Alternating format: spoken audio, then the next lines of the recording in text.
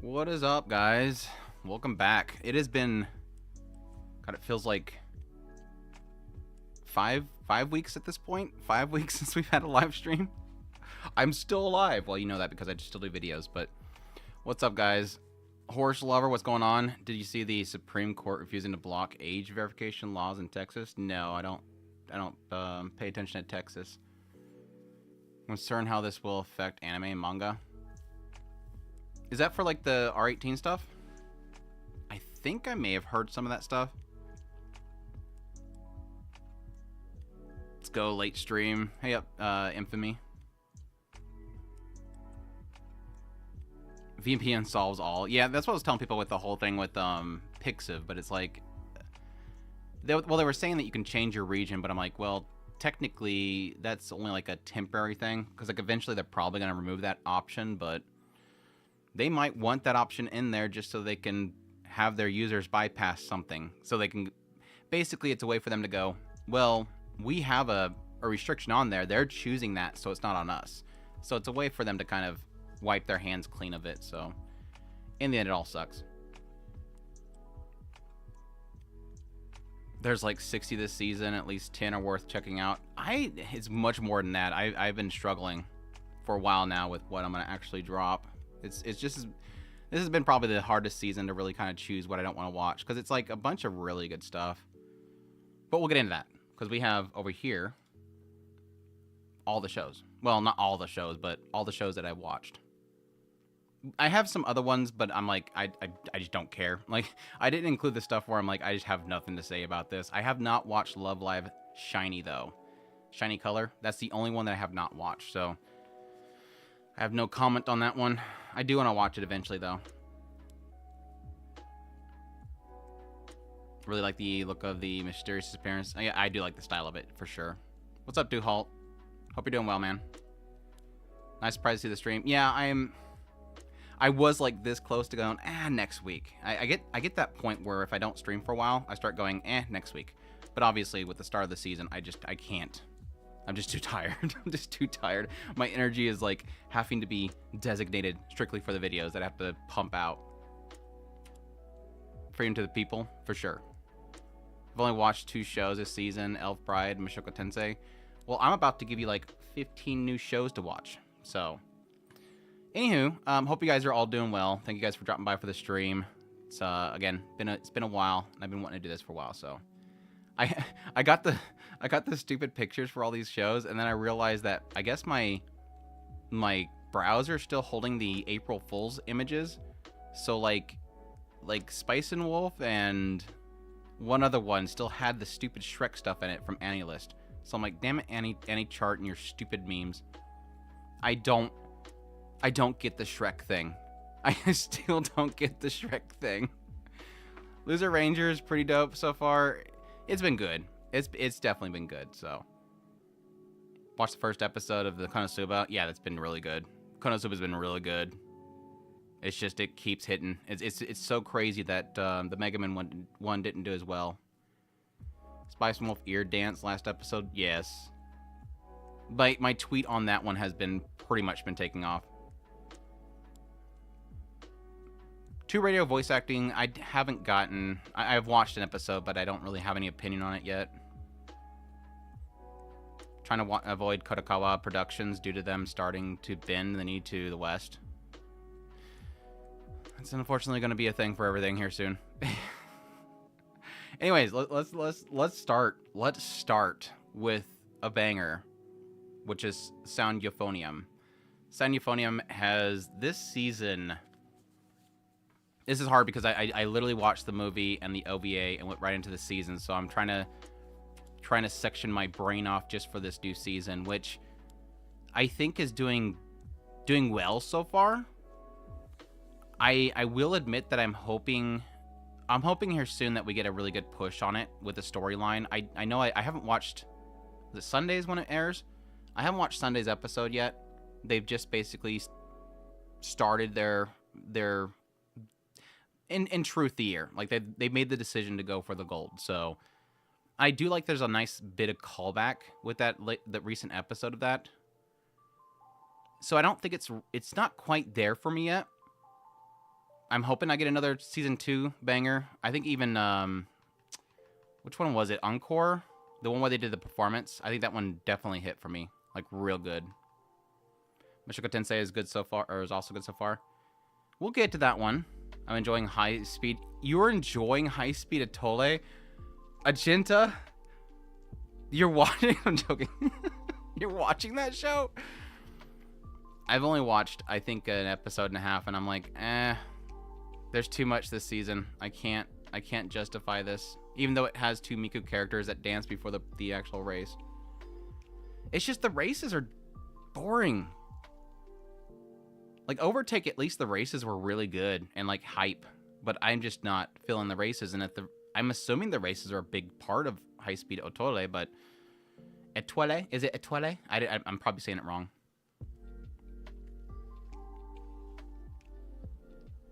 Anyways. Grimm Variations. I've actually finished this show, so I'm basically doing a review of it. I'm basically doing a review of Grimm's Variations. First episode's good. Second episode was very shrug. Third episode was good. I think, if I remember correctly, the 4th and 5th episode, they're all kind of jumbling in my head right now. The only good episode after the first 3 was I would probably say the Pied Piper. But the other 2 ones were like, okay. For those who don't know, Grimm's Variations basically where they take a bunch of different fairy tales and they warp them. So like the first one's Cinderella. And for Cinderella, they essentially have the stepsisters come in. They're kind of snooty. But then very quickly, the daughter of the father like manipulates the hell out of them. Like, these are her new toys, and she manipulates the hell out of everybody, like psychologically, all like messes with everybody, and to the point where they pretty much go crazy. That one was good because it was a nice twist to the Cinderella story, whereas I felt like all the other ones, Hansel and Gretel was okay. It didn't really do much after that. It looked decent though. So I'm like I'm like a B with it. I think a B's good. It was a solid watch. I just wouldn't really push anybody to it. Fairy Tale Boogaloo, Grimm, Clamp. I forgot that it was Clamp. That's right, it is Clamp. What's up, Aaron? What's going on? This season I have chosen 11 anime to watch. You're better off than me then. Of course I do this for a living, so I have to. I do have to turn this down, don't I? Is it like too much of a glare from this? I think I can still see it with that. Less glare. I hate having glasses sometimes. Another drop Bartender.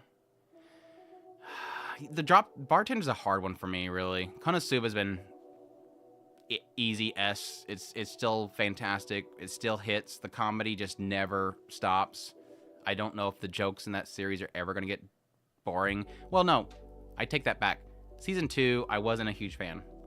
I will admit that Season 2 was still kind of a downer for me. The movie was fantastic, and the third season is fantastic, so... I think whenever it tries to get too, like, focused on some sort of epic or serious thing, that's when it kind of falls apart for me.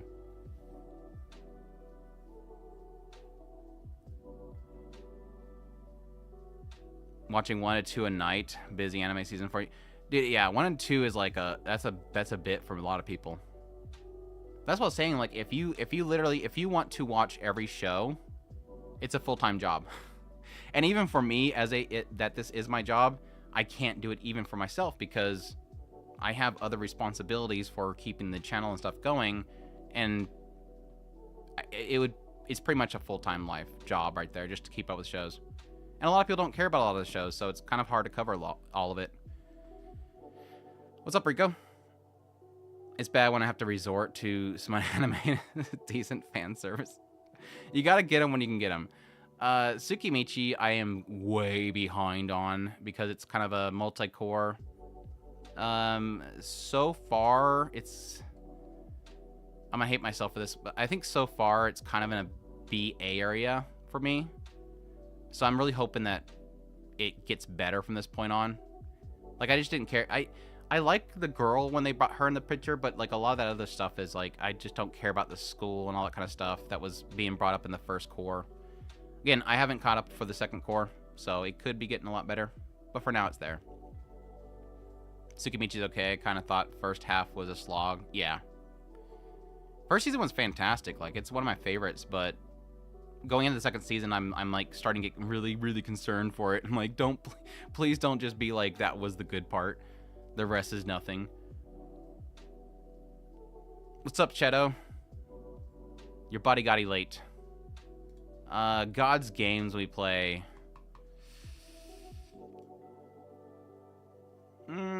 It's not bad. It's not terrible.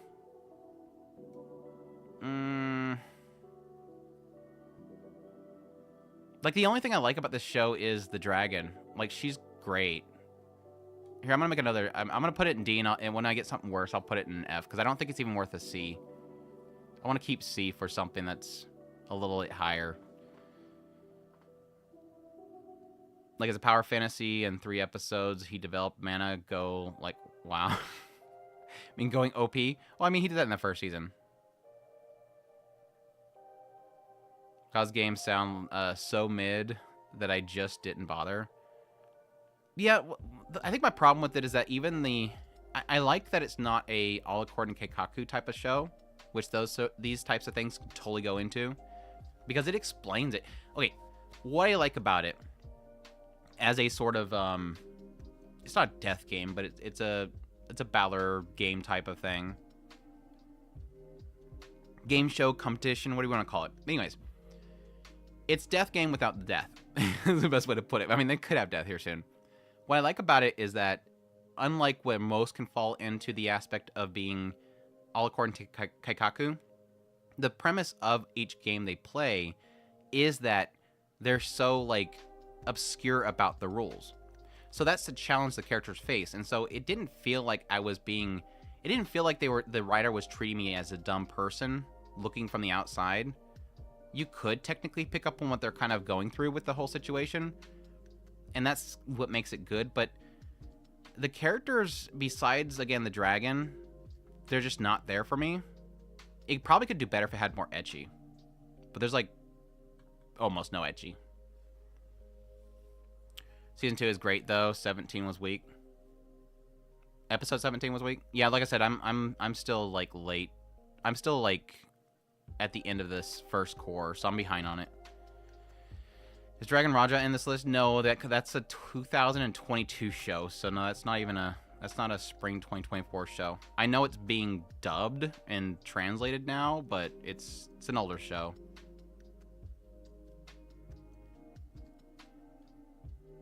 What are you yelling at? Oh, YouTube wants me to insert ads. Do you guys want me to insert ads? YouTube wants me to insert ads. God's Game deserves a C spot because the comedy is hilarious. It's got some, yeah. I mean, I'm not gonna say you're lying. There's a couple chuckles in there, but no. Isekai Shota is super underrated. Isekai Shota is literally like one of the highest rated shows right now, or at least highest viewed shows, at least in Japan. All right, Spice and Wolf, it's easy. Another no-brainer. It's going to be S tier. I love the first adaptation. Love the light novels as much as I've read. And I love the new adaptation. It looks super good. And unlike some other shows, they're actually keeping the quality up there, so. Hello from work. Which shows I miss? The ones that are on the screen right now. But welcome from work. Appreciate you dropping by. Don't get in trouble. I'm a premier member, so I don't care of those ads. Well, that's a good thing. Easy S, S, S. A? Horse lover? Do you want a timeout? Do you want a timeout? Thick show to Isekai is hilarious. Agreed. Konosuba. Yeah, these are like, they're actually like more SS tier. If I could make them any higher, I would. Tonari no Sekai-kun, or Tonari no Seki. What? It's not. What? I forget the name of it. Yeah, it's Seki-kun. Because it's neighbor, my neighbor, Tonari the neighbor or something like that. No, Tonari no Yokai-kun, which is neighbor Yokai. Gosh, what am I getting? I'm thinking of Tonari, which is the show about the guy that was the neighbor in class that would mess with the girl. Okay, that's where I'm getting mixed up. Okay, I'm not crazy. Tonari, yeah, I said it again. Yokai-san is, I think, A for me. I think it's even higher than Sound Euphonium for me. It could totally fall apart from this point on, so I'm a little bit afraid. But it's super good so far. Is anybody watching it? Am I the only one watching it? I know it's like super low in members on Mao. I keep meaning to make a video on it. I'm banned for an A tier. Yes, it's that bad. It must always be S. Loving Hollow a lot, yeah. Master of Killing Time. Yeah, that was what it's called, yeah. I think I still have that Blu-ray. Tonari is a good show so far. I'm not. I wish I was watching it. No. If you guys are a fan of Natsume's Book of Friend, you have to watch it. I don't know if I can sell it to everybody because it's a rural area, yokai / very drama slice of life. But if you are, the easiest way to sell it is if you like Natsume's Book of Friend. Don't go into it expecting it's going to be Natsume's Book of Friend because it's not to that level, but it's pretty darn close. It's pretty close. Cat having an existential crisis. Exactly. The cat is definitely having an existential crisis. Which is what makes it great. And I like the girl story too. Natsume is goated, yeah. We're having another season coming up here soon. I cannot wait, dude. I'm super hyped for it to come back. I wish a certain company would release a Blu-ray of the series, please. I think the only release that series has gotten was through NIS America, and it was god-awful price at the time. I couldn't even afford it. Not enough people on the Discord channel talking about it, but it's a good show, yeah. It's just, like I said, I kind of assumed it was going to be like a hidden gem of the season that nobody watches. Last time he said I don't think I could sell it, and your opinion was just correct, so I'll watch it. It's hard sometimes. Like, I can understand why some shows wouldn't work for a lot of people. The new season Black Butler has been so good. I never got caught up on Black Butler, so I'm missing out on that season. Dal. Oh, Dal. I don't know. I kind of wish that I have one more episode to work with Dal. I'm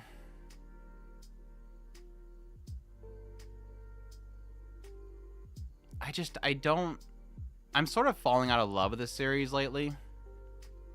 And it's mainly because there's too many characters and it doesn't really feel like anybody gets a moment to shine at all. It's literally, they decide something and all the girls respond with one line. I do like what they're doing with the backstory stuff, which I think is the origin, right? And I don't know. I hate the CGI too. That's what's also bothering me. The CGI sucks. The CGI is so bad. I'm gonna low B it. I still like it, but I'm hoping. It obviously looks like there's something brewing up right now. Could never finish season 1. Yeah, I wasn't a big fan early on either. Chris forced me to go through the entire series, and I'm not like a hyper fan of it. It's just like High School DxD. I'm fine with it, but I'm not like a hyper fan. Dal's kind of in the same category for me as High School DxD. Never tried it. Maybe you should get put it in there. Oh, put it in C. I was like, what? Season 3 Dao is my favorite. Visual novel is fun. DxD is peak fiction. Are people actually looking forward to another season of that? Weren't they like super upset about season 4 and how they changed everything up quality-wise and visually? There's a lot of characters in High School DxD that I really like, though. I will admit that I have a lot more waifu characters in High School DxD than Dao. High Speed Etoile. It's... yeah. The only reason I went to go watch it was because it had Utena Seiyu as the main character, but it wasn't working for me. I was bored out of my mind for the first episode, and I didn't get really far in the second episode. More like Twilight. Don't. We didn't have to do the joke. We didn't have to do the joke. Damn it. Character designs are, the character designs are fine. I do like a lot of them, for sure.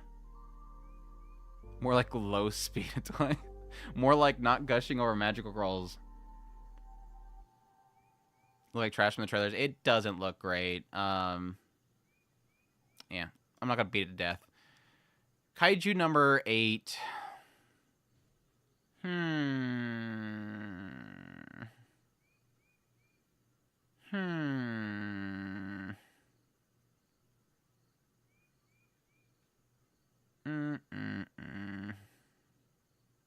I think A is fine, low A.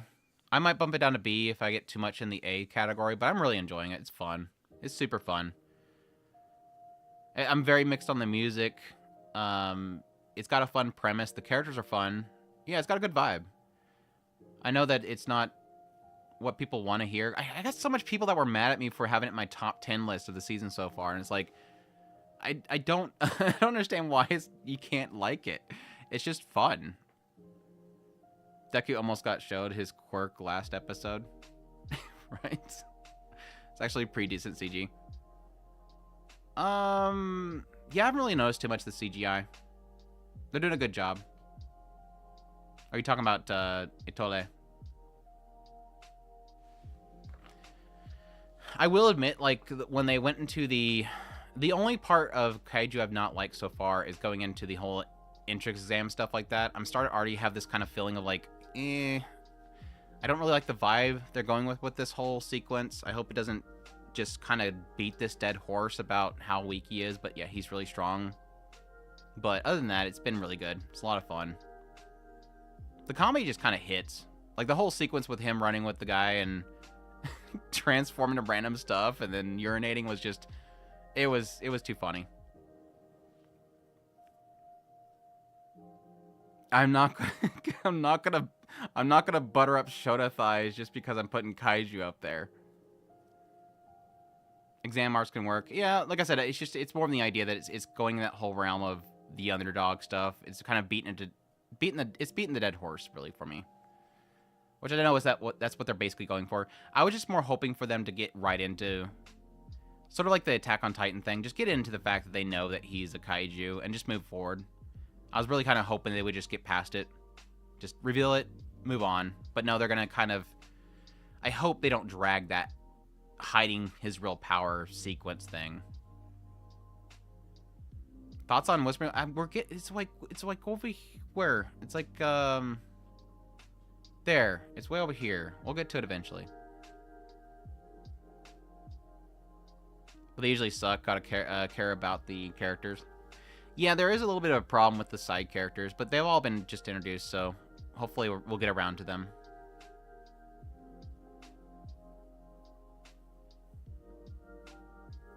But yeah, I've been enjoying it. It's fun. Dungeon Oh, Dungeon Meshi's a pain. 17 was amazing, though. Holy crap, episode 17 was so good. I think it's a solid A for me. I think I'm going to go high A. I've always been very... I've loved Dungeon Meshi, but I will probably never score it as a perfect show or an S-rank show for myself personally, because I hate the cooking stuff. And it is part of it. And I do have some problem with the comedy kind of getting really messing with a lot of the more serious moments, but it's still a great fantasy series. Like, if the series was literally serious all the time, not that it has to be serious all the time, because the comedy does hit. If the series took itself more seriously, I guess the best way to put it, if it just took itself a little bit more seriously, and cut out the comedy, or cut out the cooking, it would literally be a perfect show. Like, it would be a perfect, like, gamified fantasy world that doesn't feel like a game. It would be perfect. But unfortunately, that's what they're going for, is the food stuff. So, but no, like, 17 was such a good episode. Holy crap. Besides him cracking a joke when he sees his sister as a mortified beast.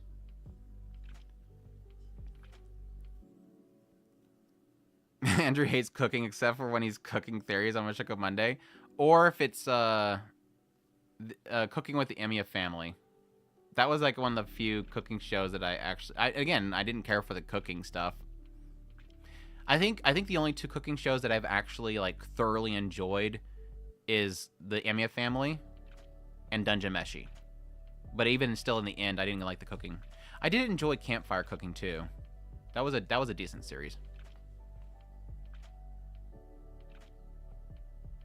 I'm guilty for PTW. Plan to watch Dungeon Meshi. I'm gonna watch it eventually. I almost like you were saying pay to win Dungeon Meshi. I'm like, how do you do that? Let him cook.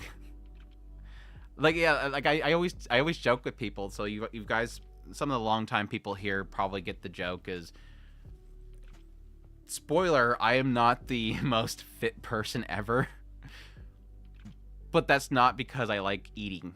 It's just it's a metabolism thing. I don't care for food. I'm not a foodie. I've never cared for food. If I could go without having to eat, I would. It's just a thing that you have to consume. And yeah, watching people cook is like, there's a side of it that's like, I don't understand how people like food shows because you can't eat it.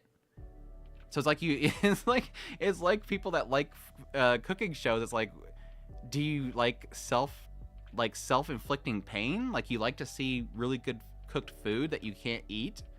Like, if you like the food and the cooking, why would you watch it? It's one of those oddities. I think about these kind of things sometimes, okay? Every now and then I think about the fact that people love foodie shows when they can't consume it.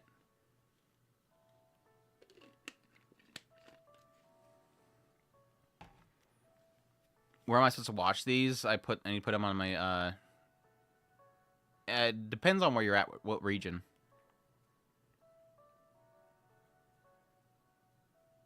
I do have another cooking show that I enjoy. It was Drifting Dragon.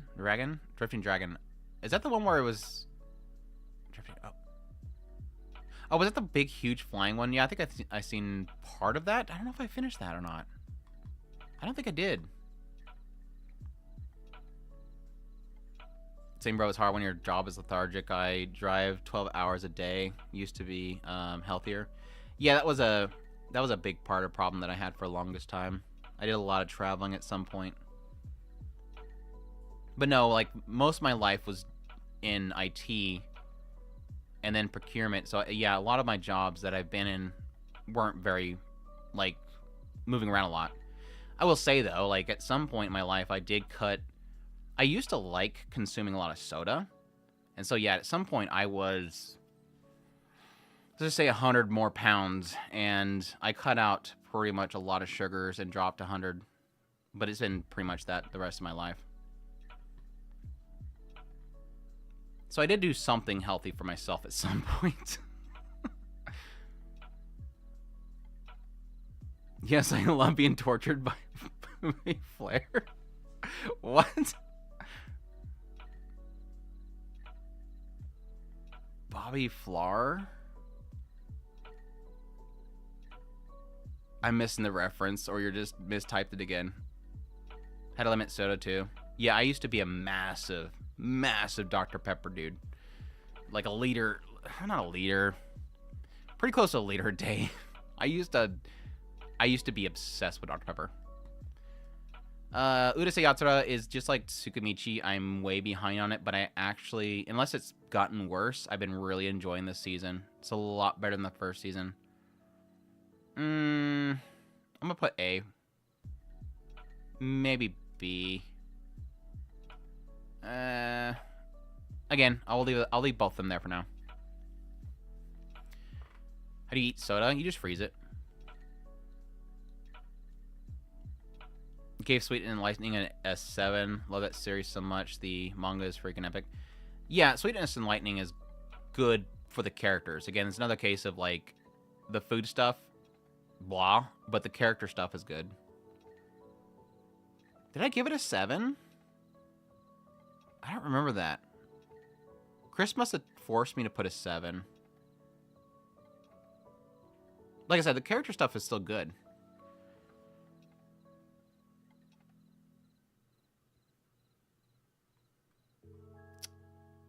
Train.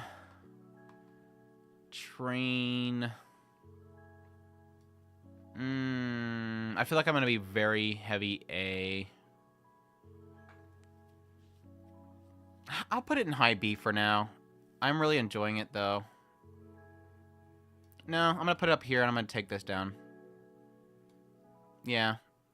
I think it has to be an A. I'm super fascinated by the world. Plus butt mushrooms.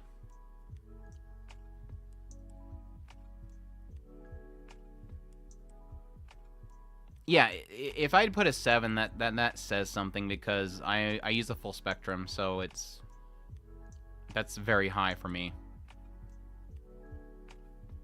High B, A. They know how well, yeah, they know how ridiculous it is, and they went with it, but at the same time, they also made sure that they are keeping it cohesive. Like it makes sense in a way. Like it's not being crazy for the sake of being crazy. There's a lot of shows.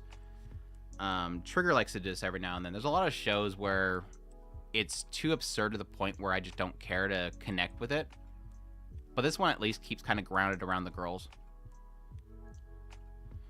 A lot of people has 7 as mid in their head because of Mao. Well, yeah, because that's the mean score. Is like 6 point something is the mean score there. But yeah, it's like if it's for a lot of people, Mao, if it's 8 and above, it's amazing. 7 below, it's trash.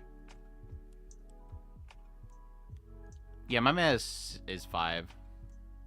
Kind of middle area. Like it's not terrible, not great.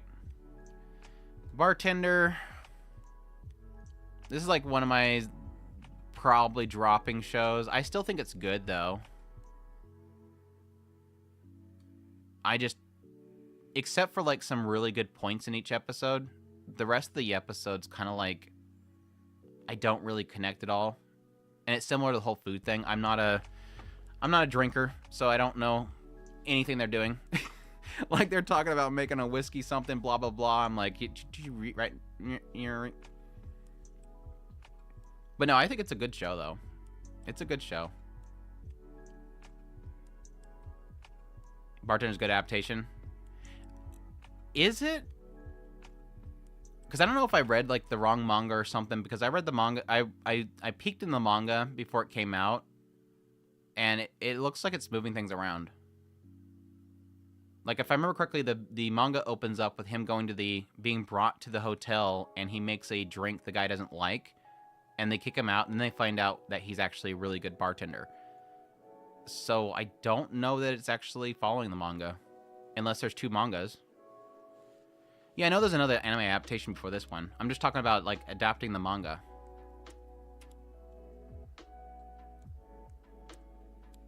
They talk all the time about different people at the bar or something, you know, about the emotions and stuff. Right. It's just everything between that. Like, it's not always talking about people's emotions at the bar. Like, it's all the stuff around the hotel and all that kind of stuff. Like I said, I'm not saying it's a bad show. It's just, it's got a lot of dead points between it. And like I said, I'm not a liquor person. There's only 2 sentences about how to make whiskey. I'm just joking. But no, they're mixing drinks. I don't know what the drinks are. I mean, no. I will say that they explain the drinks well. So even me as a person that doesn't know about the drinks, I can understand what they're doing. But at the same time, it's not something I'm interested in. The last episode had the worst romance story ever. Eurocamp. I still love it.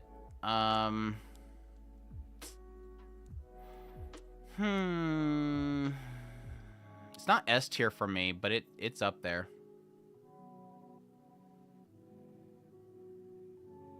Are we supposed to know about drinking to understand this? Just ask for a highball. That's it. Still haven't seen Eurocamp? That's mean. Yeah, the grandpa segment was really good. I really enjoy the grandpa stuff. He was sitting there trying to make a fire. It just can't do it. And then at the very end, having that whole segment where she realizes how much pain she put her grandfather through. Watch your camp first episode in the new season. Immediately started watching from the start. So good. Yeah, I kind of want to rewatch. I was thinking about that today. I kind of need to rewatch Monogatari before that comes out again. But I don't usually rewatch shows. Just don't have time for it. Archdemon Dilemma. I think it's a solid B. Yeah, I think it's a solid B. I don't really have any connection to it. That's my only problem, but it's been good. Been a lot better than I thought it was gonna be. I enjoy the main 2 characters. Missed the time to train at the end of the world. That was a good show. Reminds me of Twilight Zone. Yeah, I mean it's got that vibe. I can see that. Like the dynamic between Neffy and Zagon. S tier. The only select few rewatch material for me, like HXH. Jeez, and Mob Psycho. Slave waifu. No, she's a servant. She's a servant. My elf waifu deserves better. Elf is adorable. She's not. Yeah, she's not. High Speed got a D, even though Utena is in it. Yeah, Utena couldn't save it. It was so funny because I was sitting there waiting for her to pop up, and when she finally popped up, I'm like, oh, there she is. I'm listening for it. I'm like, okay, she's got some range because I can't hear Utena. And then finally she said something that had a little bit of an energy in it. I was like, okay, there she is. I finally found her. She's in there somewhere. What a B? What about emotions? The sense of loyalty and respect and understanding from the characters and based on their actions. What about that? It's fine. Archdemon's opening is pretty good. I'm trying to... I can't even remember the opening. I've been skimming a lot of the openings right now because I'm not ready to do our OPED podcast episode yet, but I can't remember if I like the OP or not.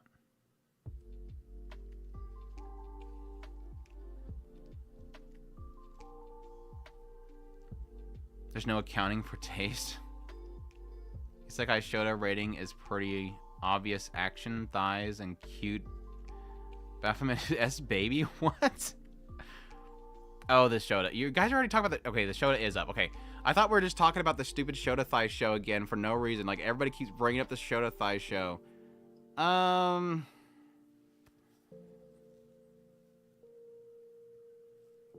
will say... It looks too freaking good for the show. Like, if I could, I would give the quality of the visuals to so many other shows. I still hate the main character. And I think that's my biggest problem I'm having with the show right now is I really don't like the main character. I like the girls in the show.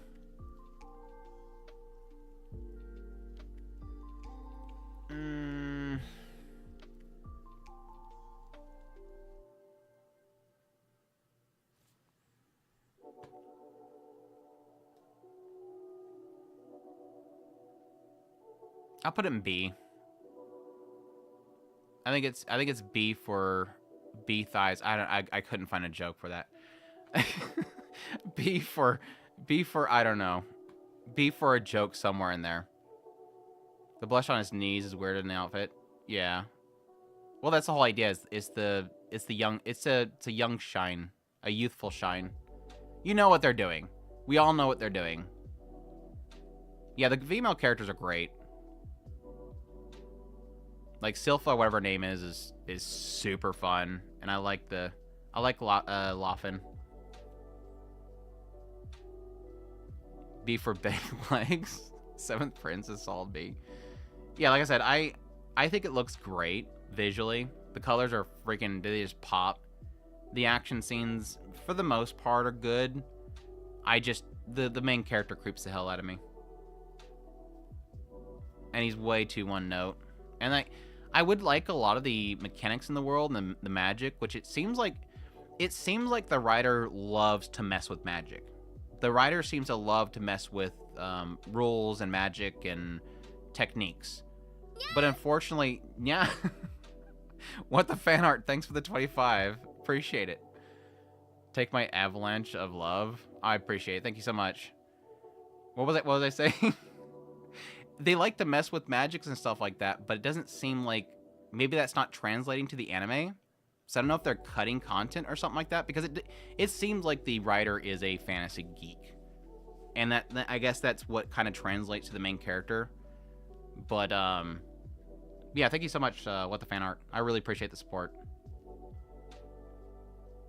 I like the MC. As for me, if only Berserk got that level animation, right? Well, I mean, that's the argument that I have is like, all I can think about is like, man, I wish, you know, what other show? Salad Bowl had that budget and quality. I wish, shoot, Remonster definitely needs it. Remonster definitely needs some little boost there. Like, there's a lot of shows I would love to see that quality go into, but it's fine. It's what's making it fun. The show for me right now is just fun. It's dumb fun. And I just want to skip every time he gets into his head. His creepiness is hilarious. Yeah, I wasn't getting that, and I can totally see that happening. I am liking his demon a little more when he's not screaming. Like that was it second episode where he first did the casting out of his hand? I was like, oh my gosh, dude, please stop screaming. Yeah. Swag, what's going on? 20, what's up? Thank you so much. I'm not as balling as the What's the Fan Art, but love it from Canadian. It's pretty close. It's still appreciated.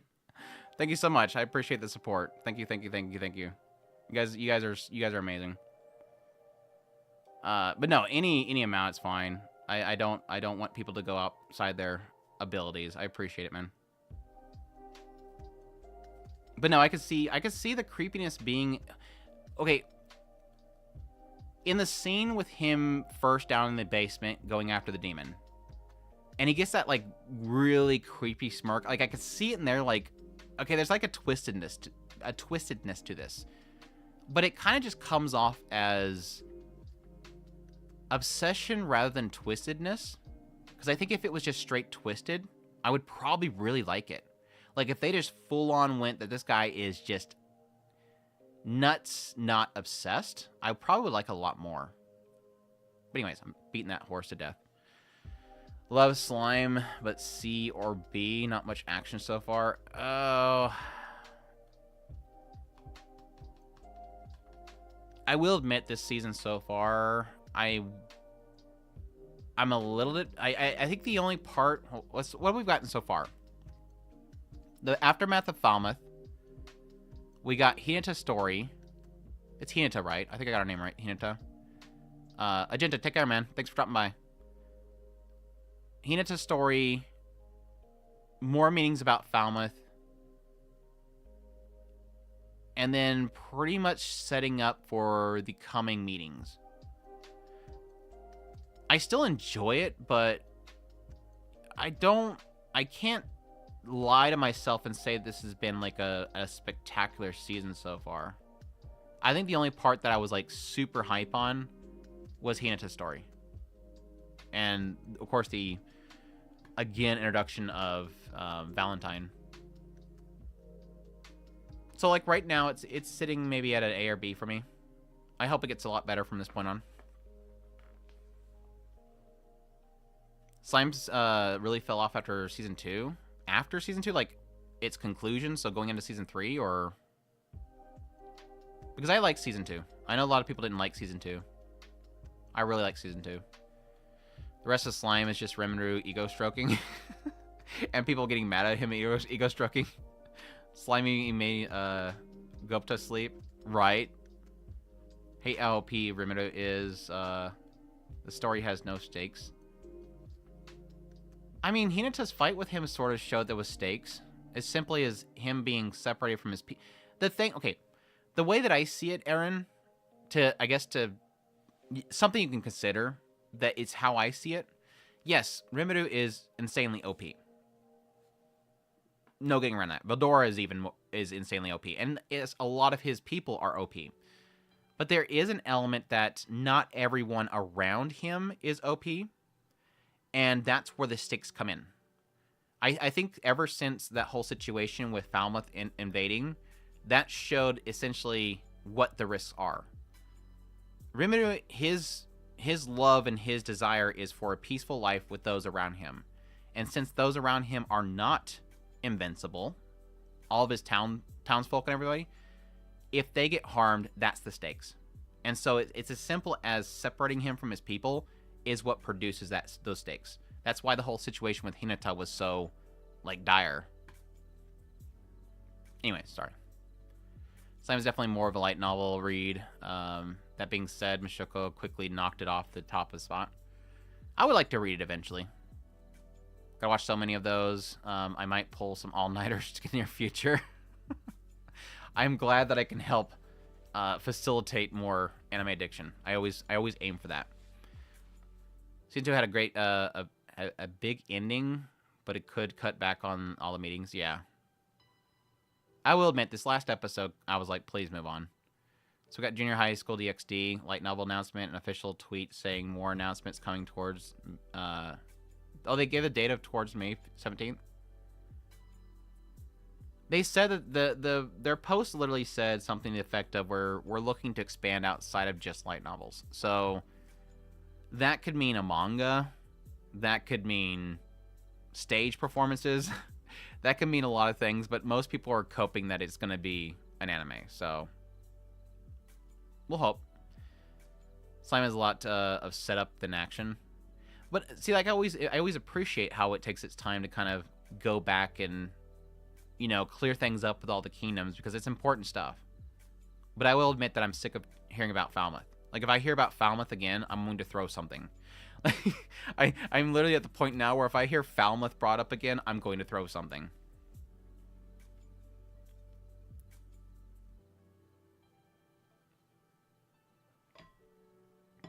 Yeah, some of them become OP, but I'm like saying, my whole point is like, regular citizens are not OP, and everybody in his kingdom is important to him. He'll just revive them. True. I'm not gonna argue with that. Go Loser Ranger.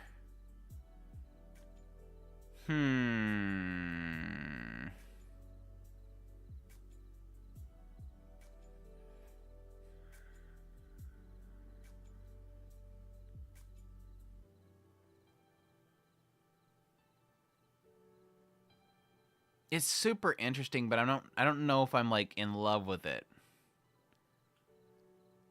It's super interesting, but I'm not sure if I'm in love with it yet. I think I can go an A. I don't know. It's like high B, low A. Probably more low A. S tier for me. A tier. Loser Ranger, high A for me. Blonde Makima. Also, she owns my queen, so goated, so OP, mother. Last episode was Savage. Yeah, it could have gone harder. I honestly thought it was gonna go harder, but it was good. I was really kind of figuring that they were gonna do a whole thing where he's not the main character, but it doesn't look like they're planning on doing that. High B with anticipation to get to A later.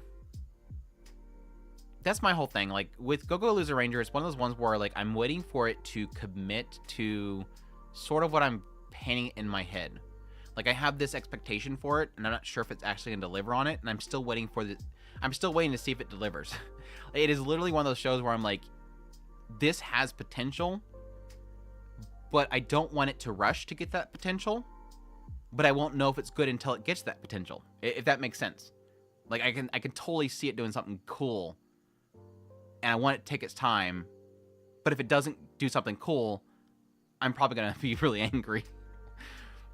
We'll see though. It has potential. I think right now my only issue is that it's so kind of swimming in everybody being nasty, and I'm fine with that because that's the point. It's the bad guys versus the bad guys basically. But at the same time, if it swims too much in that, I don't really care who wins. Like that's the problem that it kind of creates. I think with this recent episode, I'm starting to like F or D. I'm starting to like him, but at the same time, is it D or F? It's F. I think D died. No, F died. He's D. Right? I'm getting their letters messed up. D, thank you. I'm starting to like D, but at the same time, he's not quite there for me yet. F in chat for F. Yes, thank you. F in chat. He died. I don't know, Duhalt. Did he die? Because it looks like D lived. So there's a chance that F didn't die. No spoilers if you know the manga. I'm holding hope that F is still alive. His hand decayed. I think there was 2 hands. We'll see. The fact that we're following a weak foot soldier is already commendable. Yeah, I do enjoy that. It's an underdog story.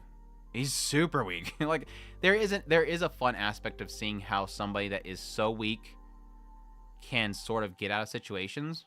So that's been fun as well. Sure you think the same as me, right? I'm not gonna let them pull that rug out from underneath me. I'm gonna wait for that character to pop back up and go, didn't fool me. That's how it works. If you can always assume that something can be a twist, you'll never be surprised, and then you can say, I knew all along. I do like the fact that Fighter D is a dumb foot soldier. That part is technically pretty fun. I think the best way for this one is to read along with the episodes. I've already noticed some changes. I've heard there's some changes, yeah. I'm kind of concerned about that. I was actually thinking of going along with it. Are you talking about Unnamed? I've heard Unnamed is skipping a ton. I have heard that Unnamed is skipping a ton of stuff. I went in and I went into the manga after I heard that something happens. So I went into the manga to kind of browse a little bit, and very quickly after that first episode, it's like, what is this manga? like I literally was like, I'm trying to find the second episode. Like I'm flipping through the manga trying to find the second episode, and I'm like, where is this at? So they're obviously either skipping or rearranging stuff a lot. It's a B tier, B for me.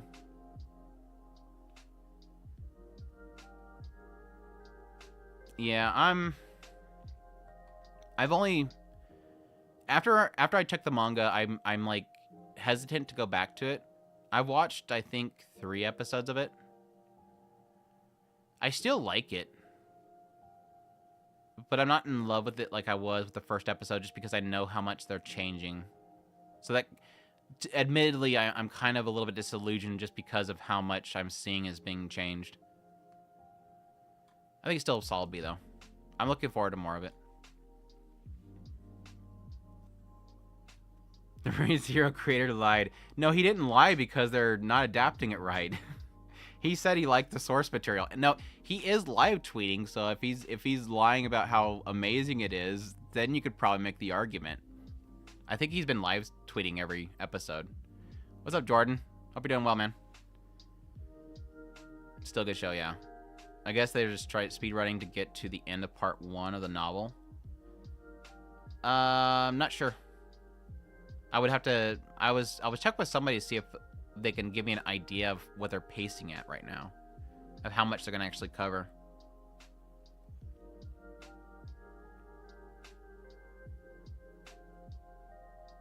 Yeah, that's my problem, King Aaron. Is like once I realize, at least from the manga's perspective, it's skipping so much. I just haven't had the urge to go back and keep watching. I will eventually, but that kind of ruined it for me. Is there a date for ReZero? It's gonna be fall, right? Or is it summer? Is it fall?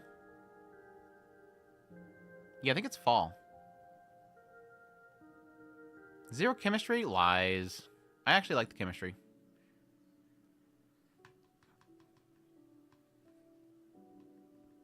Yeah, there's an inconsistency. It's not terrible, though. It's gonna go up on the channel as a VOD.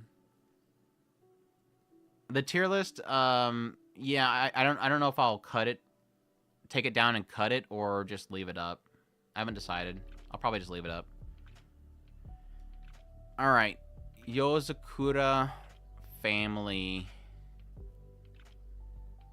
I feel like I'm gonna be heavy B right now. I think it's a solid mid B.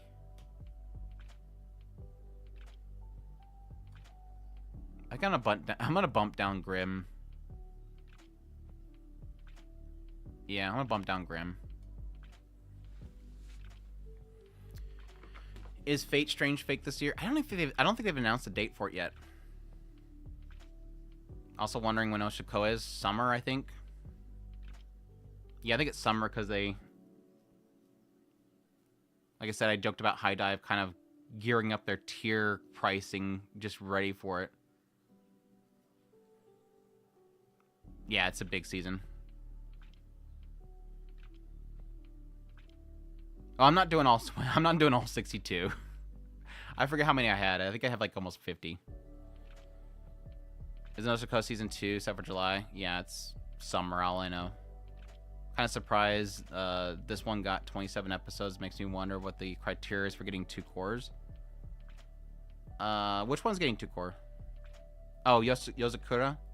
It's just whatever they designate it. I mean, if it's typically going to be if the production committee feels like they want to get to a certain story beat, or just whatever budget they get for it. Mysterious disappearances. Poncedes. Poncedes. Vexter, what's up, dude? Thanks for the 50. I appreciate it. I've been watching you for years now. Just wanted to show my appreciation, the effort. Care you put into Mushoku Tensei skipped content, episode reviews, as well as the anime preview podcast. Suggestions for where to buy authentic merchandise. Nyan, hold on. I'm replying to the first one. I would probably say Ami Ami. Otherwise, I believe the Bind store is supposed to have... They have a Bind store. They're supposed to have a system for international buying. When I tried to use it, it wasn't working, but it's supposed to have that. So you can try Bind's shop to see if you can get to that way. Otherwise, yeah, Ami is the only one I can really think of. You can check Mandarake if they possibly will have secondhand stuff. And that's a really good way to get stuff that's not normally shipped internationally. You're buying it used, which honestly for Japanese, used is typically brand new. But that's like the two big options there. But again, thank you so much, dude. I really appreciate that 50. I appreciate the support. I'm glad that you like the content, the effort, all that stuff is worth it in that regard. A lot of my stuff that I create, the feedback is what fuels me. So thank you so much for the 50, man. What the fan art again for 5 is Andrew, the driver of Truck-kun. No comment. No comment. It depends on what place they go to. I can tell where the show is going. So many questions without answers. Very episode. Still like it though. Or did I drop it? I put it in S.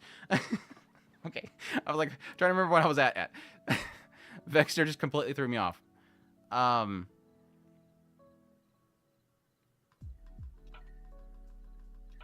It's my jam. Mysterious Disappearance is my jam. Do I want to put it in S yet?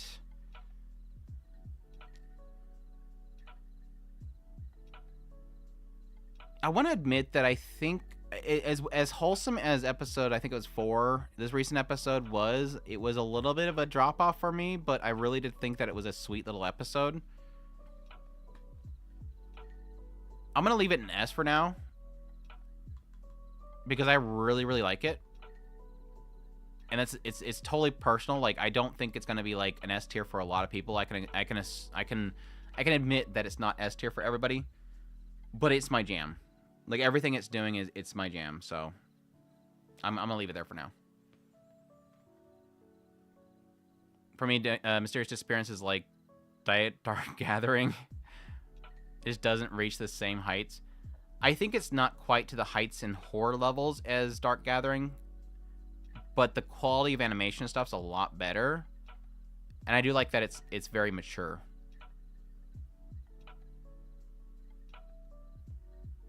Is that the busty mystery? Yeah, it's the thick and small mystery anime. Haven't heard much about it. Yeah, I don't think many people are watching it. I'm loving it though. I think it's great. What was my favorite ice cream? Rocky Road. All right, whisper me a love song. I feel like I'm going to make some people angry with this one. And a lot of Ponsu.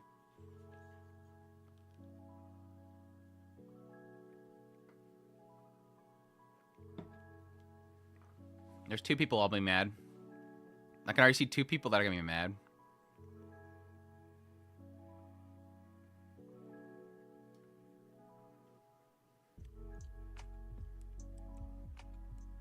Three people.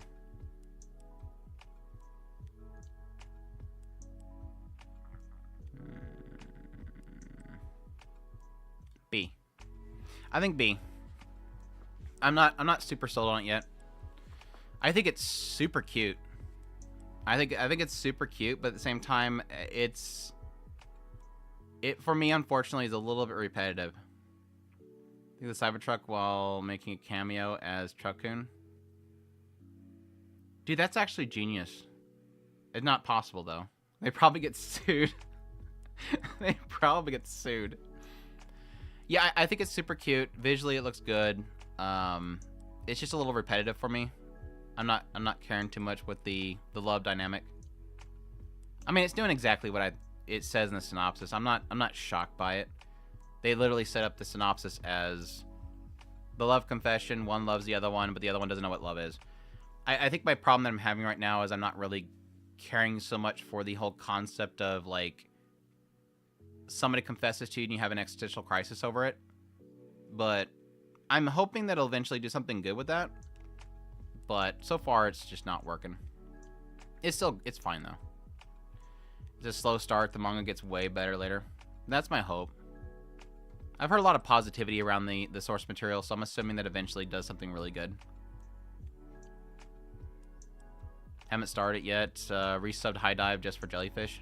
That's all you need. All you need is Jellyfish. Anyways, we'll see where that one goes. I do like the, as much as I don't agree with it, I do like the joke that it's basically Yu Gahama finding love. I won't agree who the other person's supposed to be because I don't care for the other person, but Yu Gahama getting love is always good. Yu Gahama getting into Yuri love is fantastic. Blue Archive.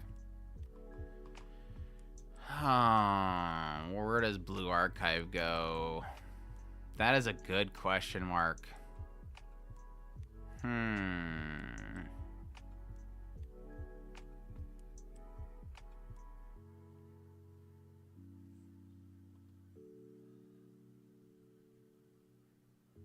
B?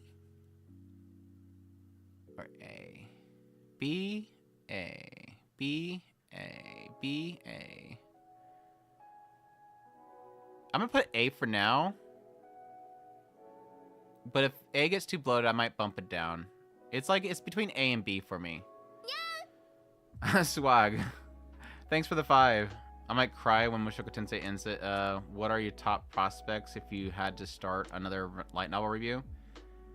We're sitting between A Sentence of a Bookworm, Spice and Wolf, Re:Zero. I think most people agree.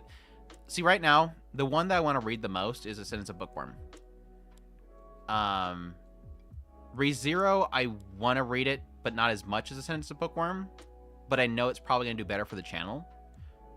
A Sentence of Bookworm has a following, but I think Re:Zero, over in the West especially, English speakers, they're more into Re:Zero. And Spice and Wolf is kind of... I'm not in a rush to read it, but I do want to eventually read it. So it's between Re:Zero and Spice and A Sentence of Bookworm. But thanks again for the 5, man. I appreciate the support. Yeah, that's about right. Low A, high B. But yeah, Blue Archive, I just enjoy it. It's a fun show. It's my sugar show of the week. Even though I have Eurocamp or whatever, I just every episode makes me smile, and the characters are super cute and funny. Sorry, I had to say it. The song is just playing in my head, man. I want to listen to more Blue Archive music. I did not enjoy Blue Archive. Boo. There's a fuddy-duddy. Get King Aaron out of here. Fuddy-duddy King Aaron. Get out of here. No fun allowed from King Aaron. I haven't seen the Bookworm, but am super interested in the other 2. Yeah, I think other than that, 80,000 Gold I would like to eventually read. I think once I get done with Mushoku, I might start going a little bit faster on my stuff. Mushoku's just... I know Mushoku's taken a long time for some people. I know most people don't care. They're just take your time on it. But Mushoku Tensei is one of those series where you can literally chew up every line if you want to. And I try to. And I don't know that other ones will have that much to talk about them and to really deep dive. So I think whatever series I get into next is probably not going to require that much. But it could be that I'm just going by an anime basis. Spice and Wolf, I've only read Spice and Wolf. I haven't read Re:Zero. Spice and Wolf gets juicy at times, but nowhere near Mushoku Tensei. At least what I've read. I've only read up to Volume 4, which is towards the end of the second season of the last adaptation. Do Overlord? I thought about Overlord as well. But yeah, 80,000 Gold. What else? What was the other ones that I had? Oh, Grimgar. I want to read Grimgar eventually. Really badly. Looks over as soon as Bookworm on the desk. I read Bookworm to be part of that, but yeah, you're probably right with the popularity. Yeah, it's a mixed bag because if I do get into Re:Zero, there's this conflict with like I said, A Sentence of Bookworm. I from my experience, this is a very limited experience. A Sentence of Bookworm, like I said, is something that I treasure. I treasure that anime so much, and I'm so looking forward to reading it. And plus, it's done. That's the other positive for A Sentence of Bookworm. It's done. And so there's a desire to do that one. And I know that a lot of the fans of this series are super wholesome, so I feel like I'll have a similar thing as Mushoku, but without the Mushoku controversy. So there's a lot of positives there.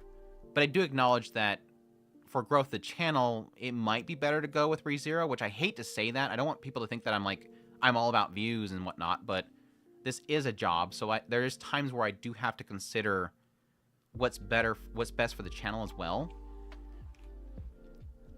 But I do acknowledge that I've heard rumors, and this is not first-hand experience. It's just rumors. There's a lot of negative groups in the ReZero fandom. I don't know if that's true or not, but I've heard that there's some toxicity in there. But that could just be people talking out their butt, because every fandom has a toxic group. So I don't even know if that's true. So, but that is a fear that I kind of do get.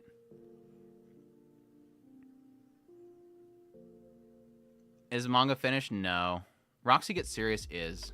And the Edis Gaiden is it Edis Gaiden? The Edis single volume is done. But I think the anime is past the manga of the regular story. You start watching in volume 11 and read like a month. Because I had no self-control. Separating ahead from Mushoku just to be weekly based review. Oh, awesome. Love everything fresh in memory. Well, then you get to speculate along with me. That's a lot of fun. Cat Girl or Fox Girl? Which one is superior waifu? Oh, that's a toughie. In most cases, I go for Cat Girl, so I'm guessing. But there's some really good Fox Girls, so why not both? That's the answer. And why not Puppy Girl? Is the memory show good? I heard it skipped too much. Yeah, we were talking about that earlier. It's like, I don't know that anime fans will know that there's stuff being skipped, but I went and checked the manga, and they're skipping quite a bit. Based on what you say, just read the Bookworm. I would prefer ReZero. But yeah, with ReZero, it's super fascinating. Like, what I've seen in the anime, it's super fascinating. And it would be a lot of fun digging that stuff. So far, Spice and Wolf has been following the same plot as the OG and the same episode count. My understanding is the remake was to be more accurate to the source material. Well, yeah, it's going to come down to if they skip that volume. That's going to be the big telling point. But no, it is actually more truthful to the light novel, because in the first adaptation, they replaced Yare with Chloe, and they made some little romance thing between them. And then in the new adaptation, they went to the original character, which is Yare.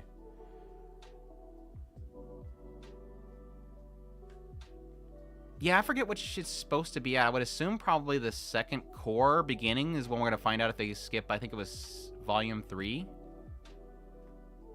We'll see, though. I'm hoping not. Think about Delta.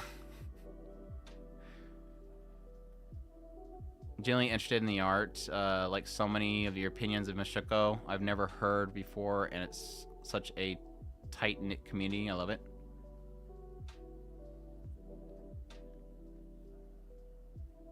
Oh, you're talking about Bookworm, yeah. Yeah, I've seen a lot of, like, most people that I've met in the Bookworm community are, like, super wholesome, so. Jellyfish. Jellyfish. I think it's fighting with Spice and Wolf for me. It's really fighting with Spice and Wolf for me. Did I even organize these? That's hard. Spice and Wolf and Konosuba. How would you even decide between those two? I would probably say Spice and Wolf over Konosuba. I don't know if I want to put Jellyfish over Konosuba, though. But it's super good. It is super, super good. I'm loving it.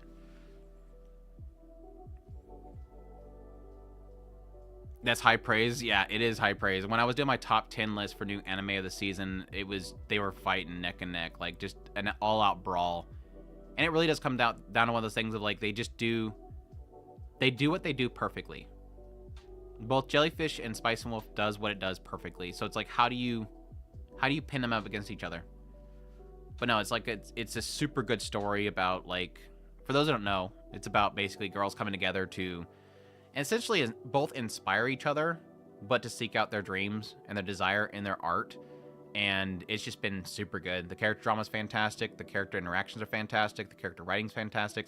It's got Rie Takahashi in it, and she does singing, and it visually looks amazing.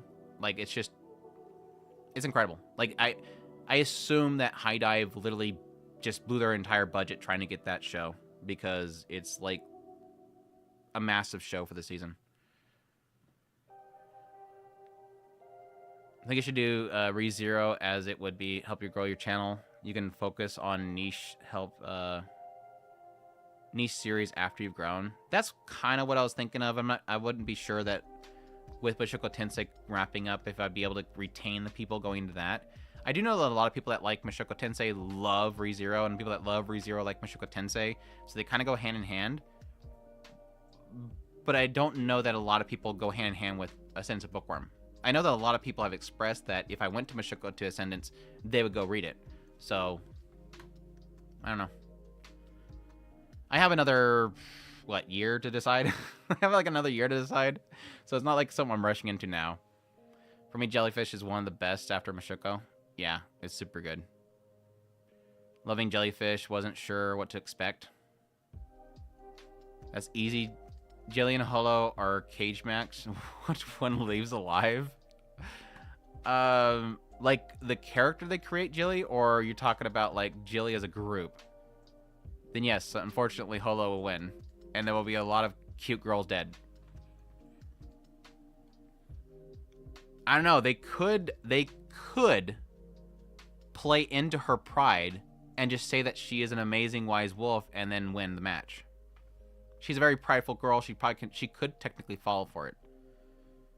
So you agree so much with your Jellyfish opinion on the pod. It does its story of passion so well, and did episode 1 is a 10 out of 10. The thing, the rest of it has been 9 out of 10. Yeah, visually it kind of feels like they kind of dialed a little bit back, but not like an insane amount. The audiobook for Mushoku Tensei is about to surpass you. Yeah, I've heard like 50 times. Everybody has to ping me every time a new volume comes out. They've been going quick. They've been going real quick. Do I have to finally create this tier? I don't know if I should. It's so mean. I don't know why. Why? I hate that that's like that. Trash. I'm being mean. I know. I just did not like Rinkai. It's just, I know that's being harsh. I hate being harsh on some of these shows. It's not terrible, but the CGI is bad. And I didn't care for the characters. And then come to find out the gashi shop lady somehow has like this some underground like bicycling training group, and she's never known before. Like, she's had this secret bicyclist racing equipment in the back. Like, she has to go in the back and open up the chamber to show that they have all the equipment back there. And oh yeah, by the way, the old man is racing too, apparently. I don't know. Bochi climbs inside. That's Rinkai. But no, the CGI is horrible. Andrew on his Kendrick Lamar right now. What?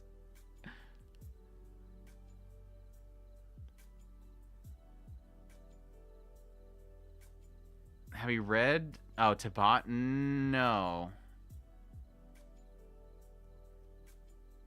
I mean, Tole barely made it just because of Utena. There, are you happy? You happy? Just joking. I would watch Atola before I watch Rinkai. That's for sure. Sorry, I gotta hear this brand new dissertation track to understand. You had to be there? Are you making a you had to be there comment? When breakers... The Breakers of Wind. I think I'm gonna put it in high B. Maybe mid B. Like, I'm not super sold on the characters so far. Like, the main guy is pretty solid. And it looks good. Like, the fight scenes are super good. Like, they actually have choreography in the actual fights, which is, like, super surprising, I know. Windbreaker had such a fire first episode. Didn't watch past that, though. Yeah, the first episode's really good. But no, I'm surprised how much I like the main character. He's literally like a tsundere. A male tsundere, and they actually pull it off. Like, you don't typically have male tsunderes and actually pull it off. Actually enjoying it. It's a huge surprise after Buchigiri, whatever that last season. I did not care for Buchigiri or what it was. Wasn't gonna watch it, then I got bored one night. I'm hooked. And I think it's going 2 cores, isn't it? Isn't that one going 2 cores?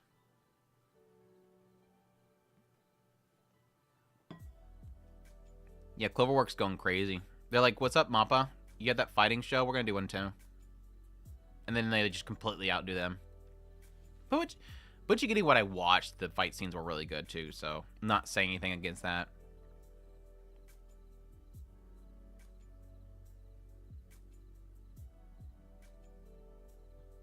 Kuwabara, best male tsundere. Girls Band Cry. That's another toughie. Maybe not.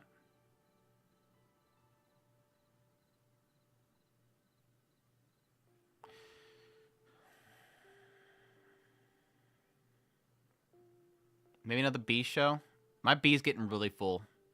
My bees are getting full. Yeah, I think it's a solid B. Maybe A. Like, it's scratching to get into A. My only problem with Girls Band Cry is the melodrama. It has some emotional shifts that just don't feel right, which is kind of a similar issue that I had with It's My Go. Like, It's My Go, really loved it, but then it has like these really weird emotional shifts that really bother me. And Girl Band Cry does it too. Like, the character interactions are fantastic. I actually like the CGI. It does some really good CGI. They have their own style to it. It does look a little bit overly dusty at times and shiny, bright lights. But the expressiveness of the character is something that just rarely you see in CGI. But yeah, the character interactions, they're just casual talking is a lot of fun. The only issue it has so far is that every now and then it just gets a little bit too heavy, and it doesn't. I understand why it happens, because the character has some massive trust issue, but sometimes when it happens and they get nasty, it's like, wait, go back. Did I miss a line of text? Why are you being like, if you're in somebody's house and you just suddenly just blow up in their face over a stupid comment, it's like, kick that girl out of your house. That chick crazy. I'm sorry. That girl got something wrong with her. Come on, Andrew, you can bump Kaiju up to A.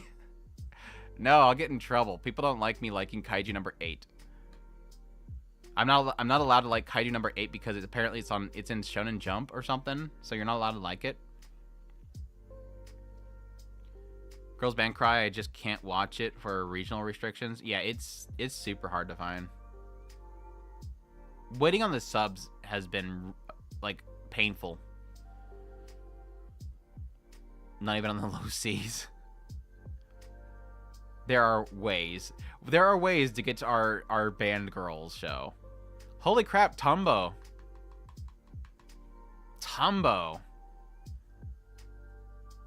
Admission. I finally got around to getting caught up on Tombo last night. Literally last night. And I really like it. I really like it. I don't know if I have fears of it not having legs. Like, it feels like it's gonna get stuck. Like, just something about it tells me it's going to get stuck in something. But that's just my own distrust of it. I really do think it is a special show.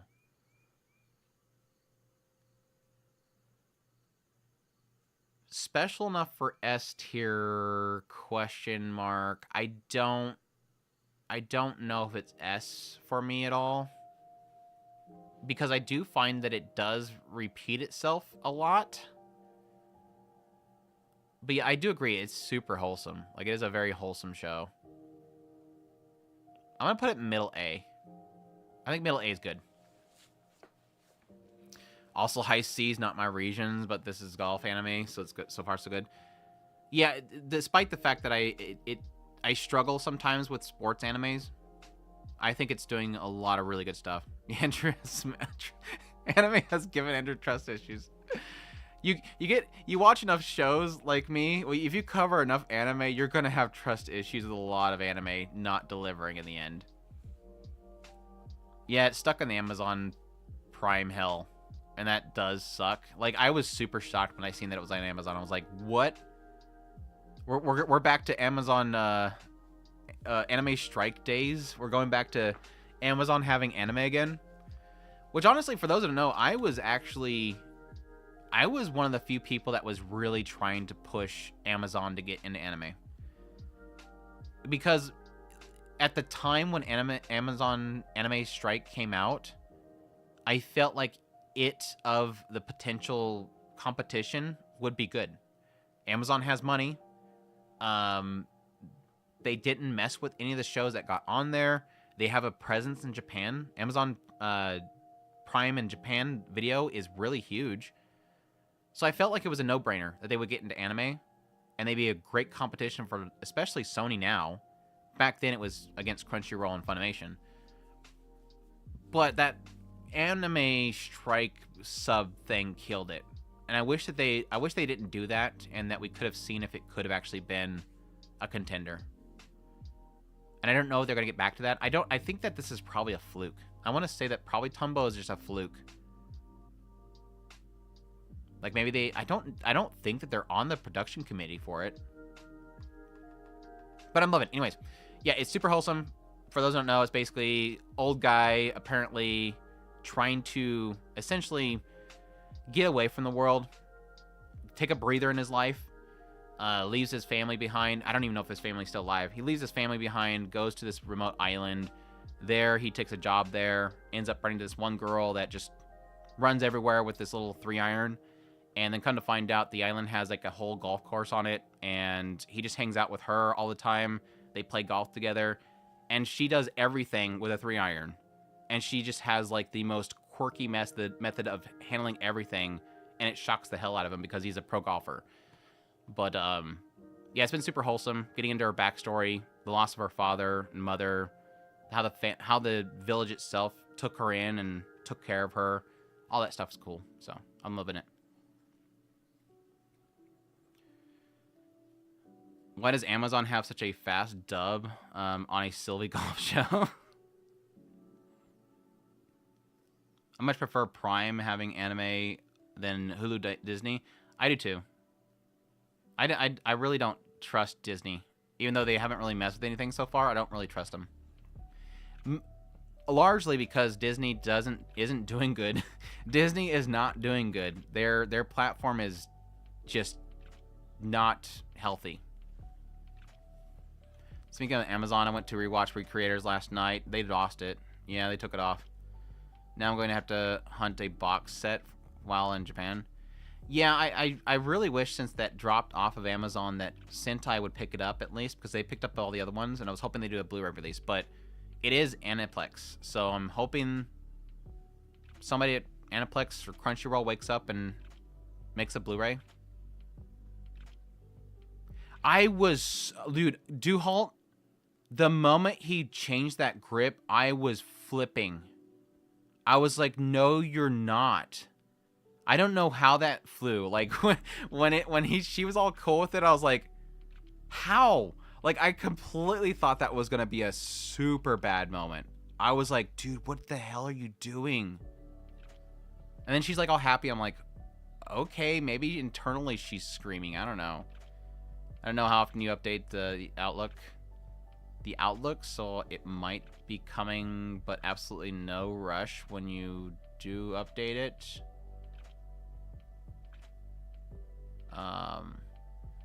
If you could update it, update the Outlook. I'm updating Outlook. I'm confused. Oh, outro. Update the outro. Oh, the end card. Okay, I got you. Okay, yeah, got you. Thomas B. Okay. I was so confused. I'm sorry. Damn, Tombo manga, 42 volumes, going not licensed, only 3 chapters. You know what's been carrying Disney Plus, an Australian animated show? Really?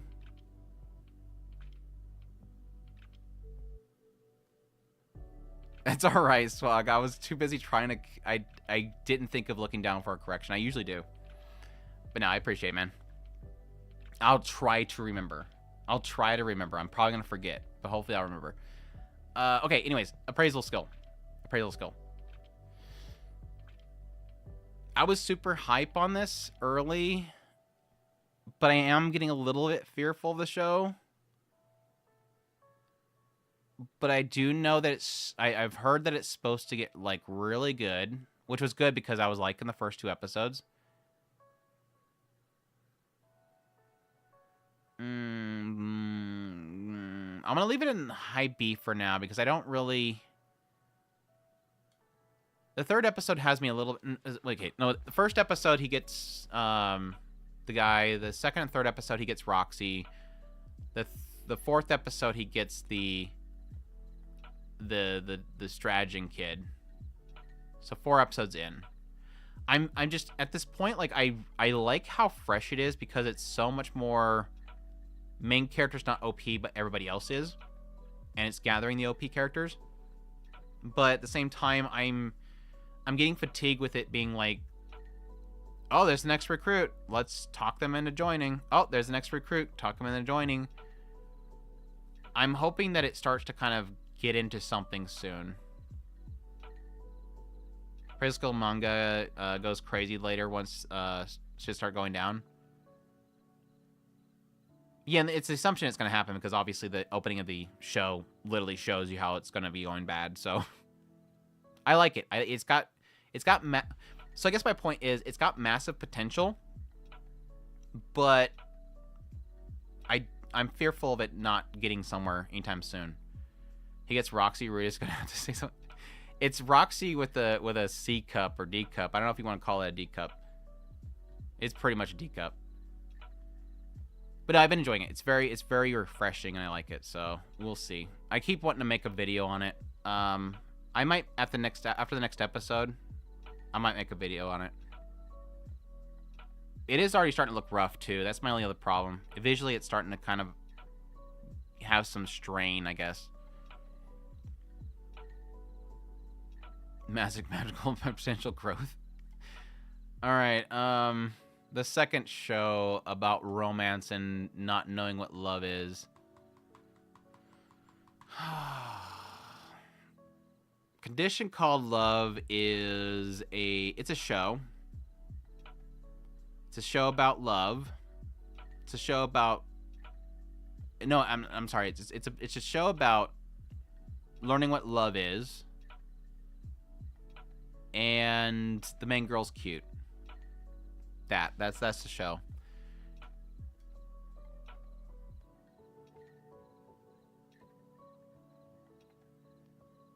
I'm gonna put it right next to Whisper. I'm gonna put it right next to Whisper. I'm gonna probably say under Whisper.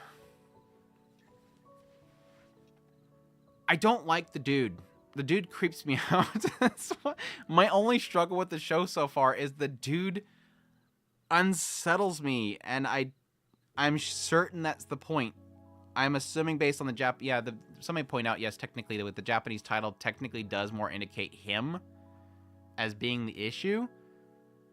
And that technically goes to my theory on the show where I feel like this dude's got problems, and that's not a bad thing.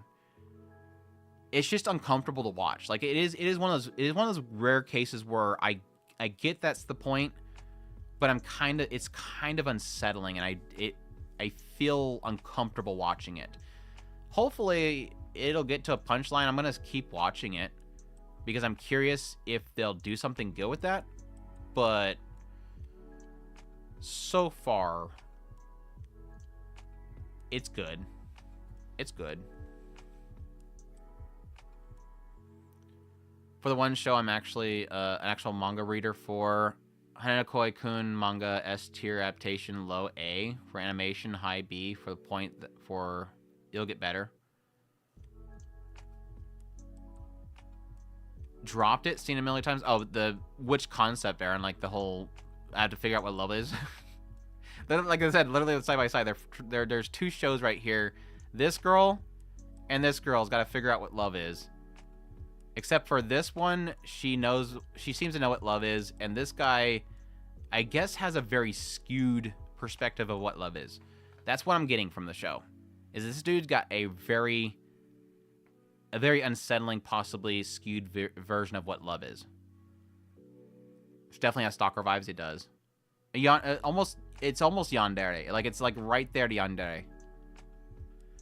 Roxy and Edis surprised when they hear Roxy with a D cup.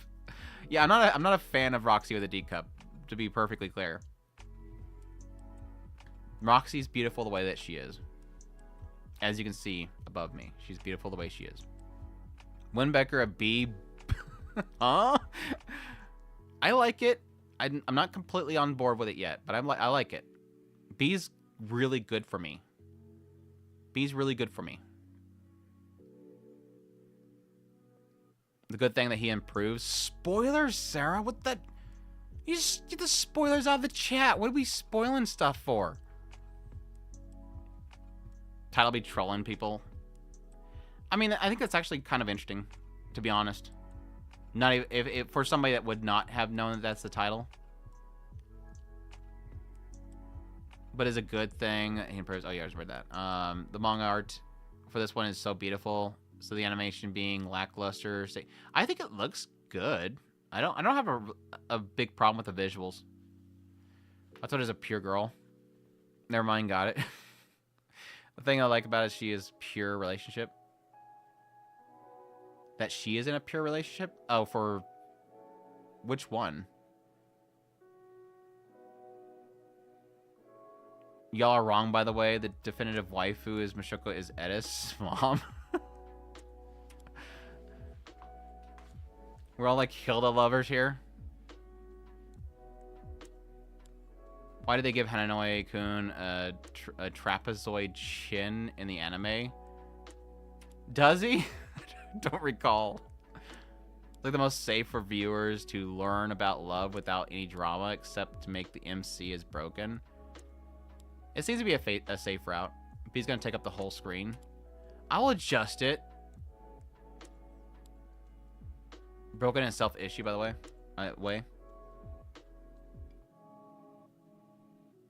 Okay, you're all gonna start talking about the show. I'm gonna move on.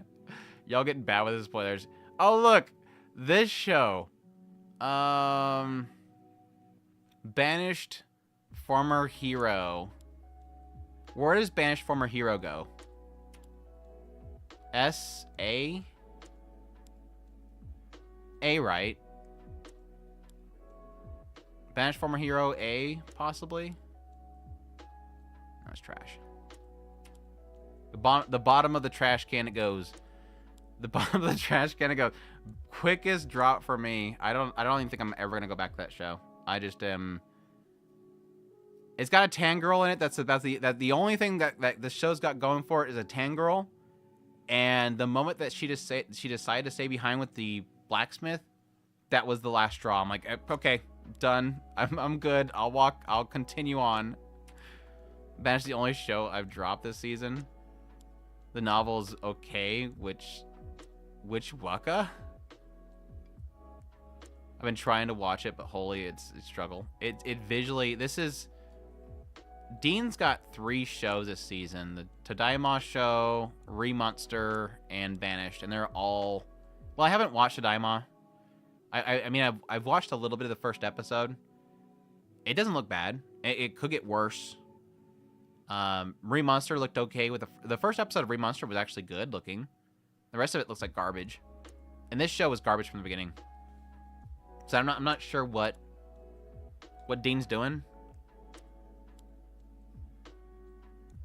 Besides probably taking very little money just to kind of turn stuff out.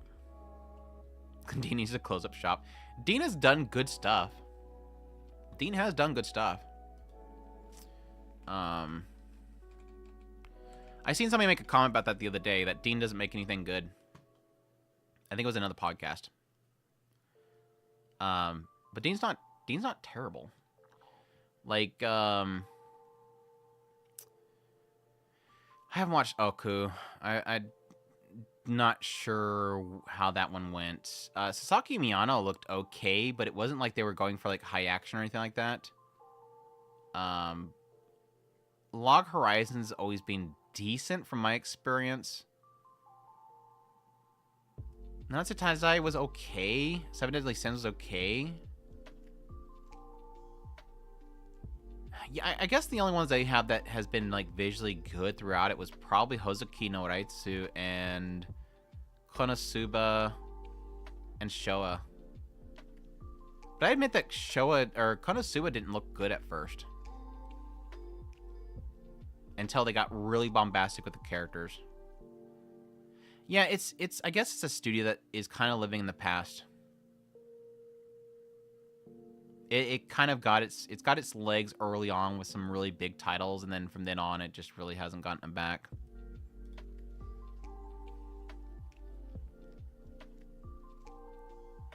But yeah, for sure, Shogun Roku was like easily their best looking show in the recent history. And that was a lot to do with the directing.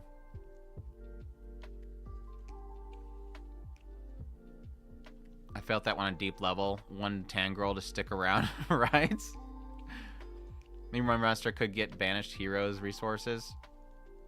It could, but it hasn't. But yeah, that would be my preference, especially early on. Scroll past. Haven't heard on Sakamoto is a great show, but I won't argue that it is a good-looking show. It was a lot, from what I remember, a lot of stills, action stills. But it was an incredible show.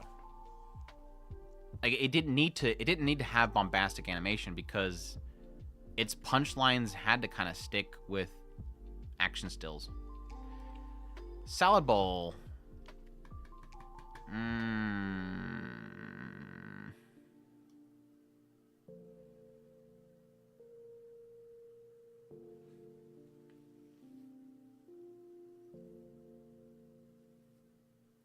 Konosuba under JC staff better than Konosuba with Dean. Yeah, that's the funny thing, because like a lot of people want to act like Konosuba always looked incredible, but it's like I must have like a different history, because when Konosuba first came out, people hated how it looked. But like I said, it wasn't until they started really kind of ramping in on like expressiveness that people realized, holy crap, this is like really good. And I think a lot of that has to do with the writing. What the fan art with another 669. Thank you so much. What do you say to doing an ecchi tier list for a future stream? Haven't I done one? I thought I did one. But yeah, I would like to do another one. If I did one, it would probably have been before Immoral Guild, and Immoral Guild needs to be on the list, so maybe, yeah. Hi again, just settling at work. Hey, Agenta. Welcome back. Saki and P version 2.0 Salad Bowl. I'm liking Salad Bowl a lot more than Saki and P. Like, so much more, obviously. Two different types of shows. I mean, they're both isekais, technically.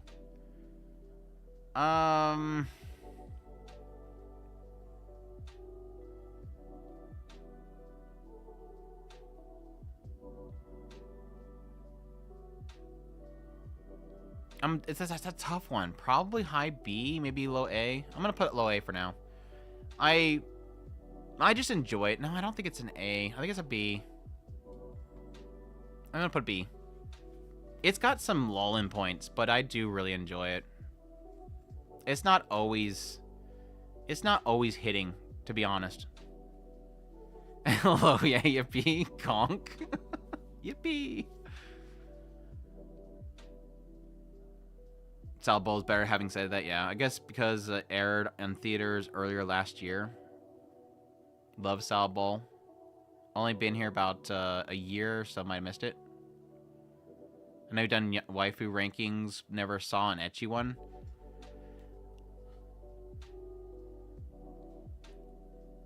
Yeah, I guess I might be probably thinking of like my I found one of those like massive like every show in Mal or something like that, like the top 100 Mal or something like that, and went through that. That's probably what I'm thinking of. There was one tier list that was just massive, and it took like 3 streams to do it. We're waiting for a certain video that I shall not mention to continue. Shut up. Shut up. Shut up. You like Tombo? Yeah. It gets an A while Atole gets D? Yeah, because I like Tombo, but I didn't like Atole. Obviously. You don't like it? Wait, Agenta, you don't like Tombo? Are you disrespecting Tombo? Who was the only other person in chat that liked Tombo? Get on to Agenta. The one person in chat that watched Tombo, get on to Agenta. Let's see how you rank GOMG? Oh, Gushing Over Magical Girls, Chain Soldier, Tales of Wedding Rings against High School DxD, Keijo, How Dumbbell You Lift, and To Love Ru.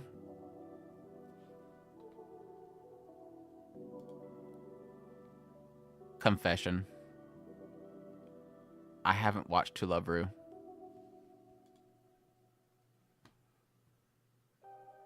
I've watched an episode of it a long time ago, but I never got a chance to finish it. Same. Okay, I feel like I'm the only one in the world that's never watched To Love Ru, and then everybody in the chat's like, same. I really badly want to watch it, though. What sucks is I keep wanting to buy the Blu-ray to force myself to watch it. And Sentai has a complete edition, and I was waiting for it to go on sale. I got an email from Sentai saying last day of our sale, looked it up, and they had it for like $40, which is insane for how many episodes in that complete list. Which is like, I think, like 80. And I added it to cart, got sidetracked, came back, sale ended. And I was like, damn it. You just give me an excuse not to watch it yet. I'm just not excited about golf, but it's not about the golf. It's about the characters. That's the problem with it, Agenta. It's about the characters. It's about Tombo. It's about the characters. Say it ain't so, Andrew. I'll watch it whenever I finally get the Blu-ray. One of these days, I'll get the Blu-ray and watch all the way through it. But no, I really badly want to watch it. Like the clips I've seen and the character designs, I freaking love them. I think the character designs in To Love Ru are just absolutely fantastic. Who was the character designer for To Love Ru?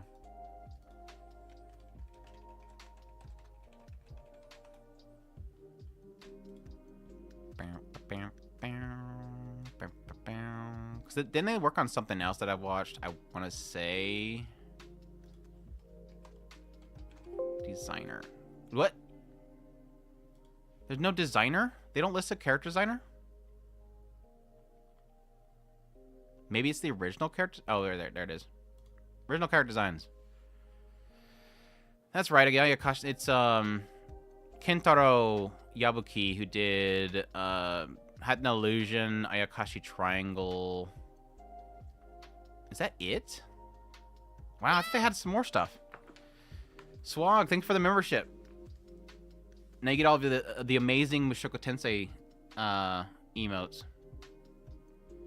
Wasting this to ask an unrelated question. Do you have any figures on pre-order? Not currently, no. The last 2 that I got were Edis right here and Roxy. There was a Roxy coming up that I was supposed to pre-order.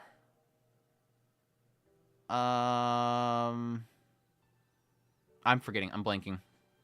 But no, that's all I have right now. I don't have any currently pre-ordered. I don't buy figures much anymore. These are all from like my last job, really. Besides these two right here, everything else is like from my last job where I had way too much money to spend. But I do need to start budgeting out the stuff for write-offs, honestly.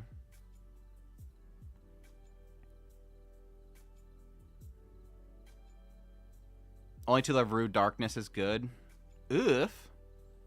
Oh, and there was the one guy that reincarnated as a dog to rank there too. Inukai-san's dog. That show was trash. It could have been so much better. They assaulted a table in that show. That show's trash. Been on the blacklist for decades. I could say the same about Toilet. It's not about the racing. No, well, the difference there for me, anyways, Jinta, is that the racing took so much of the time and wasn't interesting. Whereas with at least Tombo, for me, I was getting the characters during the actual games they're playing. That's my point there. Is the point. Some of the best To Love Ru episodes are OVAs, and they aren't in the complete collection. Really? Are you serious?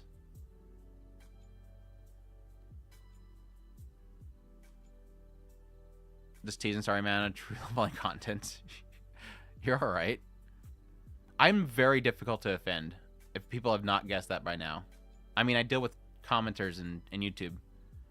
Salbol is an A for me. Father-daughter, buddy cop comedy, homeless lady night is more interesting than the business selling pins and walkie-talkies to another world. Need English. That is quite a comment. But I agree. And Kill la Kill, that's an ecchi battle. I'm not sure that I put that. I mean, it has ecchi moments in it, but yeah, I don't know. That's a toughie for me to put Kill la Kill in there. Pre-ordered a holo lately. I have one holo right here, and I'm happy with her. That new like $1,200 holo is insane. Did you guys see that? Is it? It's on AmiAmi, right? Yeah, it's on AmiAmi. Look at this. It's a 1-4.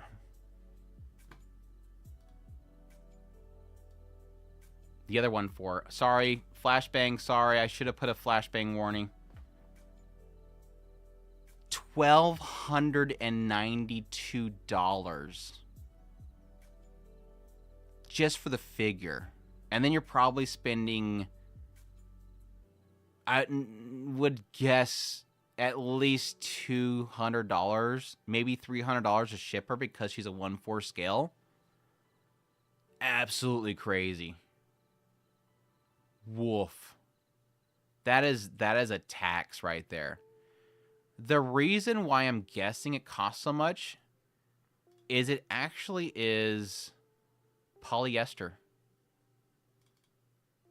I didn't realize it until they showed the there was a clip of it online. I hope I'm not scrolling down to some naughty stuff on YouTube. I don't think AmiAmi really shows that stuff, but this is all like an actual fabric kimono, which I didn't think was going to be the case because a lot of it has sort of like creases here. That doesn't make any sense for a fabric to actually have. But I'm guessing they have maybe molds inside here to keep it straight. But the video I seen, like, it looks gorgeous. Like the... You can't really see it on here. This is, this like... The texture and the coloring just looks absolutely gorgeous. But yeah, my only problem is that fabric on PVC and that scale doesn't typically look good in person. But yeah, her face is off. That's my only problem that I have is her face doesn't seem right. That's my only problem. But yeah, the other 1/4 scale they have on AmiAmi, I really want though. It's super lewd though. The orders are closed though. But her face is off too. The B-style 1/4, I can't put it on screen, sorry. The B-style 1/4 scale holo looks super good, but her face is off. I'm super picky about faces, I'm sorry. I'm super picky about my waifu's faces. If they make a scale figure of my waifu and their face is off, I get mad because they gotta get my waifu's faces just perfect. You want a Mamo figure? Didn't they have one that they were doing?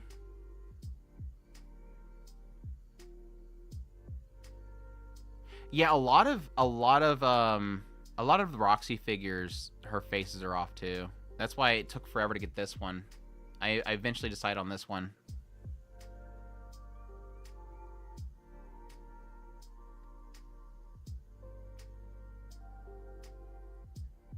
It is a gorgeous holo. Just Funko stuff that I can get locally. At least go Nindroid. Come on, at least get some Nindroids. But no, did it still available? The only other one that I right now I'd really like to go back and get is the Mine one. Is the Mine one still like stocked? I really wanted to get the Mine figurine. It's still up for pre-order. No, orders are closed. Damn it. I'll have to get it from another store and pay a fortune for it. I really regret not getting the Mine figure. I really badly regret that. I wasn't as comfortable as I am right now to dive for it. But I would totally, if I could, I'd buy it. I need the figures, but if I spent my money, I'd want the Mushoku Tensei figures. Refugin has kind of hinted at possibly when Season 3 comes out, if it does, that they'll have a lot more figures and stuff coming out for it. I think they're waiting for Season 3 because they want to get to a certain point in the story before they start releasing a bunch of stuff. Hot Springs episode for Holo is mandatory. Every episode is a Hot Spring episode for Holo. Hello, Andrew. I love you. Thank you so much. I appreciate the support. Much love. Agenta and I haven't seen any interesting figures. That would be great. Somebody actually was posting a render they did of Ghislaine. It looked really good. They were looking to get printed, which that'd be fantastic. Get a garage kit for it. Garage kit's where you get all the stuff that they don't want to make. I hope Sony goes bankrupt. I don't want Sony to go bankrupt. I just want them to cut off Crunchyroll. All right, Mushoku Tensei. It's gonna be an S, obviously. I'll put it right in the middle. I'm gonna put it right in the smack middle of S. It's been a fantastic season so far, part 2. Yes, obviously there's still a lot of skip content as a reader, but I think it's been good. It's doing a lot better than part 1 was doing, for sure. I need Fitz, wife, Sylphie figure, and a grown-up Edis. Where do you buy your figures? I usually get them from AmiAmi. Most every single one I've gotten from AmiAmi. If you have to get them when they're not available to buy from AmiAmi anymore, I usually suggest Tokyo Taku Mode,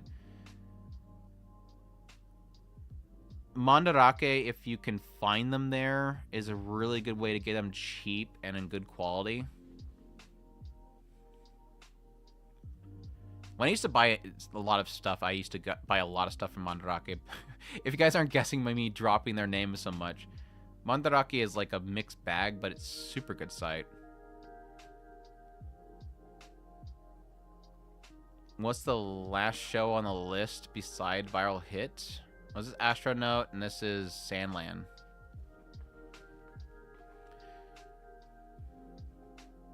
You can put it below Konosuba. As much as I love Mushoku, that's fair. Yeah, I mean, like, if you ask me, like, Mushoku Tensei the novel, it's going to be, of course, up top. I'm going by the anime. And I love it to death, but... yeah. Obviously, after the next episode, it'll probably be up here. Let's be honest. If they pull off the next episode, it'll probably be up here. But for now, it's, like, right here. But we'll see. They could totally flub the next episode like I'll get, and then I will just put it down in S or F tier or something. We'll see. Season 2, Part 2 is much, much better than Season 2, Part 1. The attention to details is back. Yeah, it's still not Season 1, but it's way better than Season 2, Part 1. That's for sure. It's still got a lot of really plain shots is what my problem is. Silently both voice actor, radio, and Idolmaster Shino. Yeah, I mentioned earlier that I haven't watched enough of the radio to have an opinion, or Shiny Colors I haven't really watched even an episode. They're just two in the backlog. Fable. The Fable, it's just not, it's not working for me. It's just it's fine. It's just not working for me. It's kind of like C is gonna end up being it's fine. It just doesn't work for me. C is gonna be my category for it's fine. It's just not working for me. Really like voice actor radio. I think the last episode sold me on it. Academy TM arc is always the worst part of the novels for me. I don't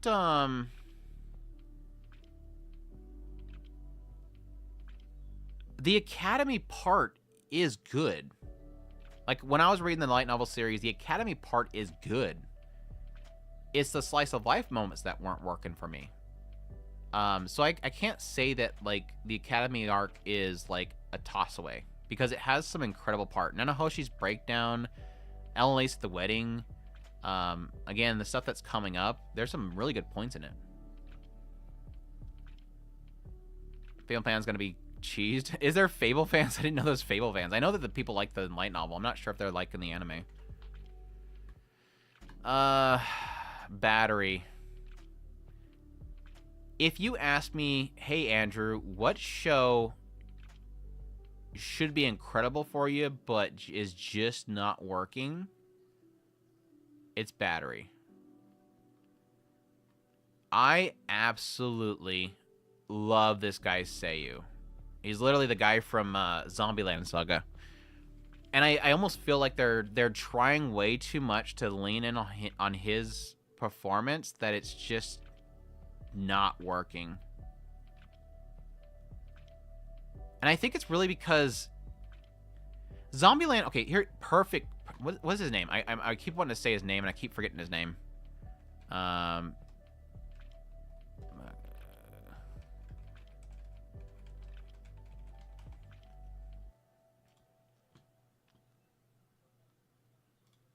Miyano. Mamoru Miyano. The guy is a genius. The guy is an absolute genius. And I think they're trying to go for Zombieland Saga with his character. Like, they're literally trying to make him carry the show. But the problem is Zombieland Saga, he is that character. Like, he literally makes that character, and it's an original. Whereas this one's going based on a source material where the jokes just... they're repetitive. And so it doesn't really work. I don't need to hear nipple hair joke every 2 seconds. Like, it... I understand it's kind of juvenile. It's comical because it's so juvenile. But after the third time, it's like, I don't... It's not funny. Like, I don't need to have him tell that joke to every single character and see how they react. It gets way too bogged down on repeating the same jokes. And I just don't like... I don't really like any of the other characters. Like, I have no connection to the other characters at all. It looks good. But it's a comedy subjective thing. Like, if the comedy works for you, great. You're probably going to love it. But for me, the comedy doesn't work, and it sucks because I love the Seiyu.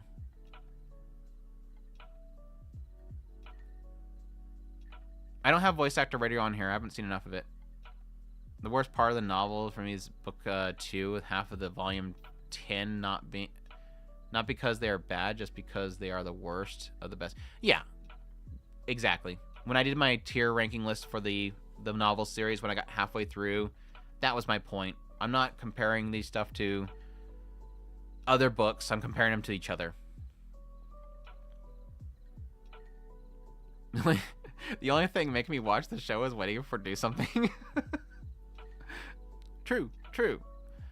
I mean, they ended the last episode that I watched. They ended it pretty well in the idea of him suddenly becoming terrified, but it then just kind of just turns into a joke and moves on. Better OP cinematography is nuts. Still watching the overall story, but man, MC is so annoying. The manager of the other team is great. Again, that was another case where like I got a kick out of it the first time, but then after a while it was like, okay. Like him being shocked every 2 seconds. But I did get a kick out of it when he turned around and like hearted his batter. It was like, it's dorky. Hey Key, what's up? I prefer MC before Amnesia. They've been toning down, but we'll see. Happy to see the live streams back. Haha, gotcha. Peace out, everybody. Right. Anyway. G-san, Boss-san.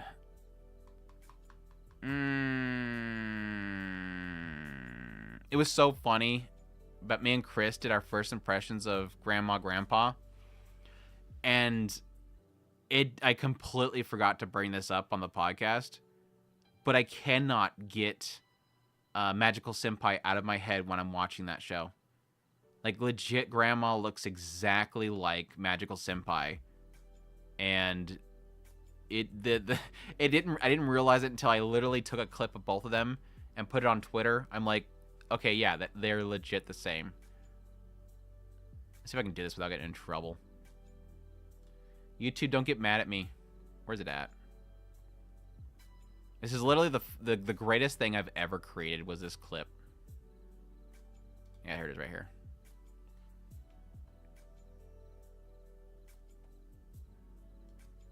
I guess I should make it small, that way it doesn't get me in trouble. I think it's the bigger it is going to be, the more likely I'll get in trouble. Is this not her? Is that legit not Grandma? It's like it's totally the same character. If you were not an anime fan that has watched both these shows, you would not be able to tell which one's which. Well, I mean, she's technically doing a magic trick right here with her finger, so it's her doing a magic trick with her finger, by the way. It's completely wholesome. The show is completely wholesome. Magical Senpai is a very wholesome show. But no, it was the comparison was great. And I was super shocked that there wasn't the same character designer. But anyways, Grandma Grandpa for me is another, it's fine.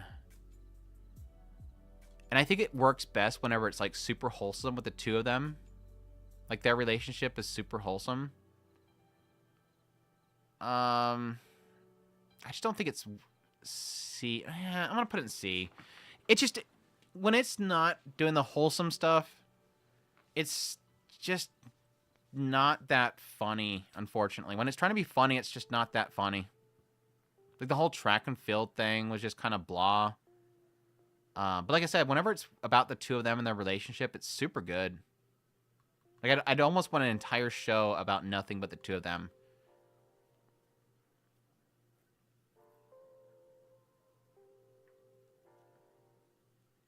I think the whole breaking the hourglass may change the route of the show. Well, yeah, it's just basically saying we're young again, but we're not young. Like we still have limited time. It's literally all it was saying, well, at least what I got from it anyways. It could do something else in the source material. Oh crap, Remonster.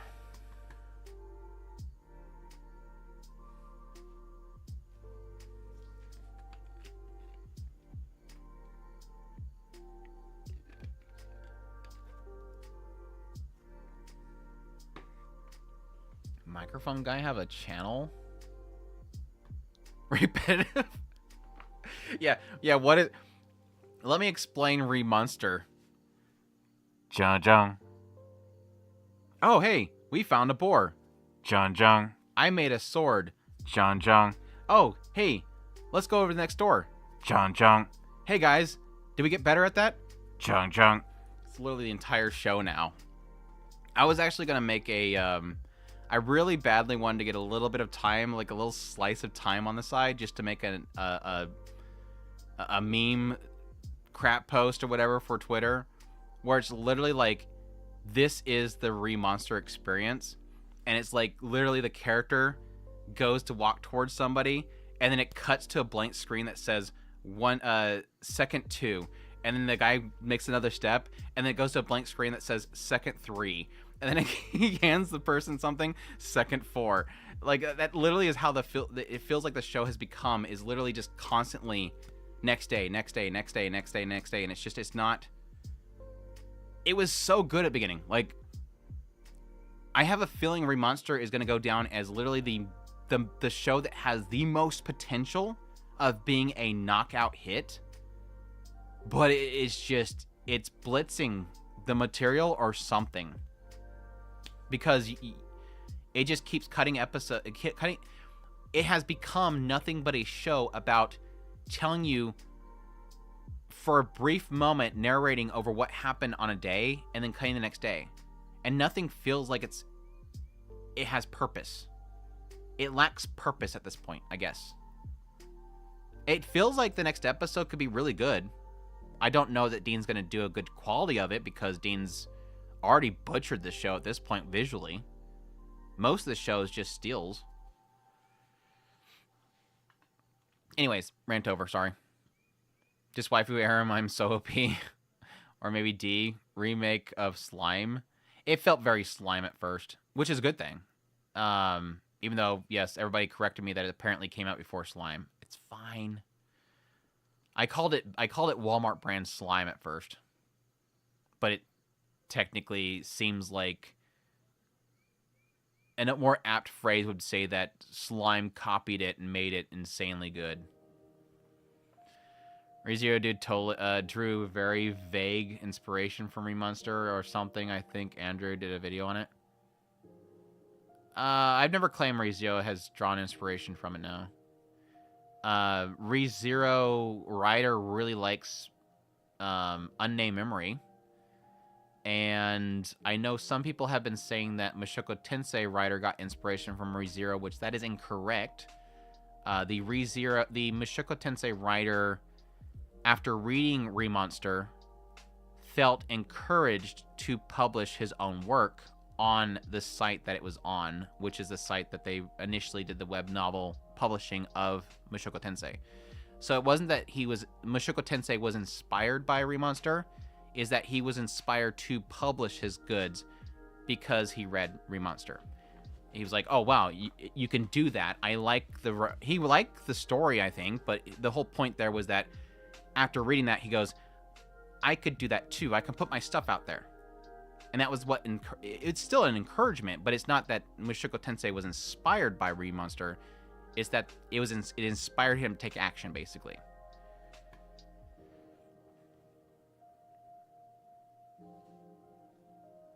Just to say, one of the main girls is still known as Red Harry Ride, who now has to eat on a regular basis not to die. That was funny. Her, like, randomly chomping down on a skull. Telling you what day it is. Fantasy calendar, the anime. Basically, right.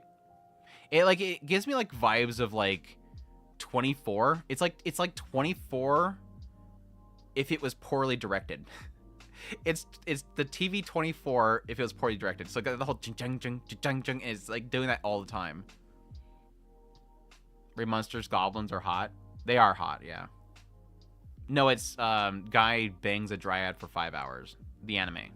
That's mine. You can't take it. More Dollar General. The anime actually cut out a lot of the R into this slavery plotline. Yeah, I heard that he actually even poisoned his mother, which I was like, wow, that would have been really bold for them to actually have adapted that. But yeah, it kind of implied in the recent episode that he literally just went at it with all the elves.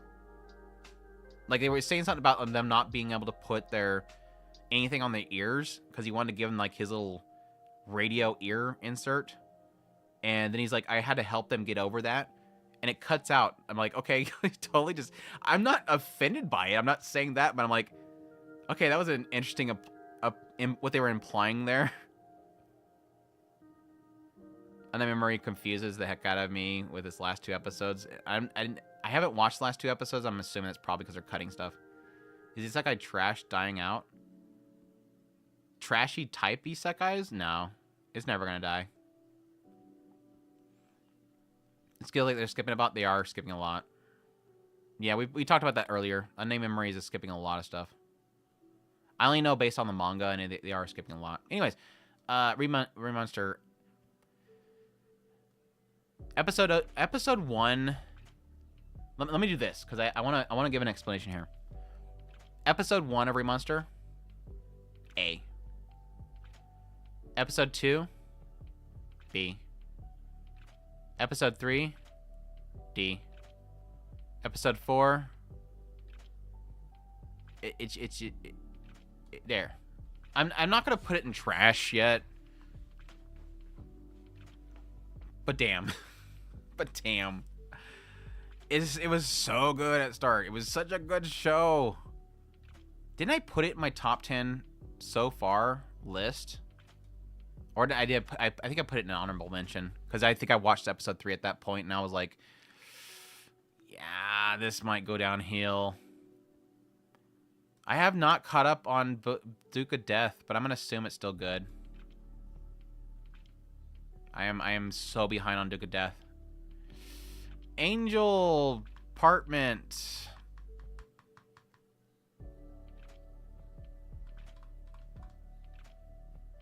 Good question.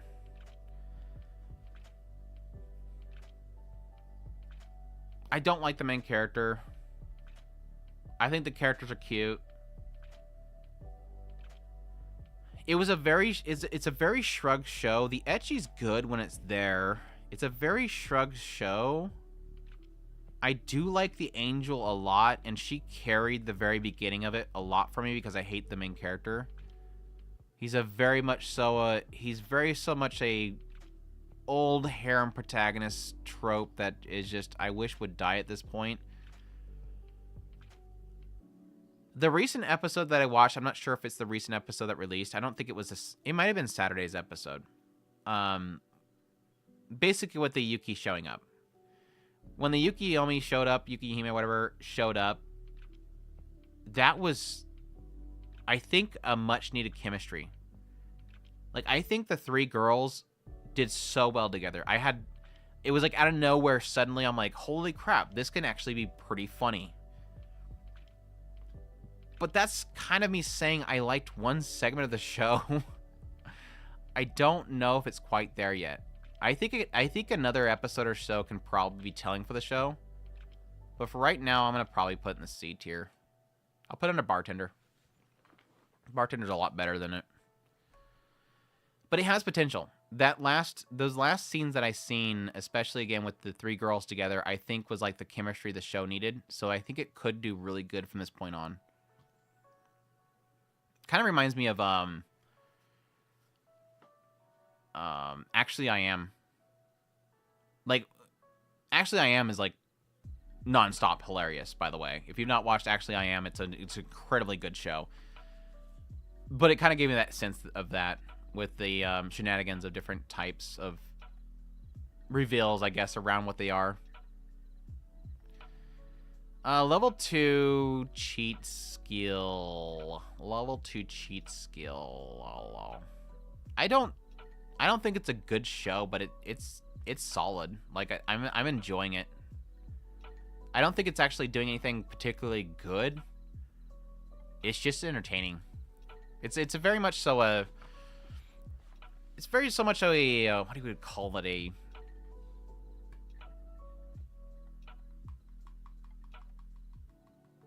I don't want to say I hate the term guilty pleasure. It's just a popcorn show, I guess.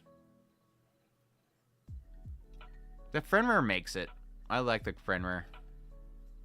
And I hope the Roxy girl gets something out of it.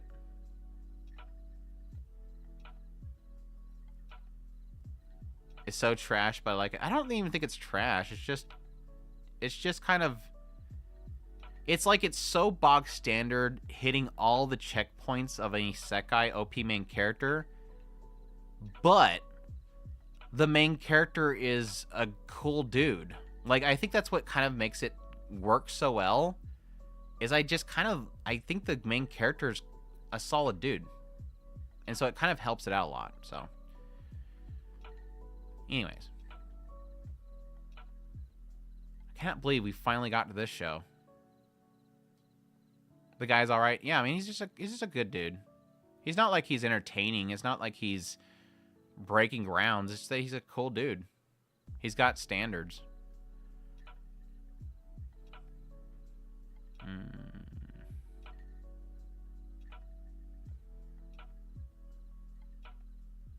There. Raven Does Not Choose Its Master is so freaking good. I'm trying to get my brother to watch it right now. Hopefully he's like right now watching it. But I'm hoping that he'll watch it before next week because I'd love to get his opinion on it. But Raven is like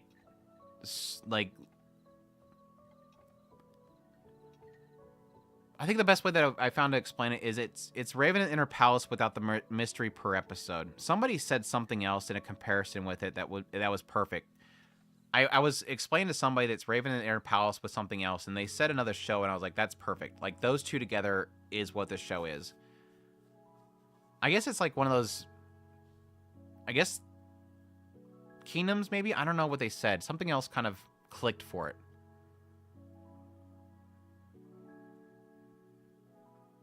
Your brother's forming a mid-opinion right now. I would disown him if he hates this show.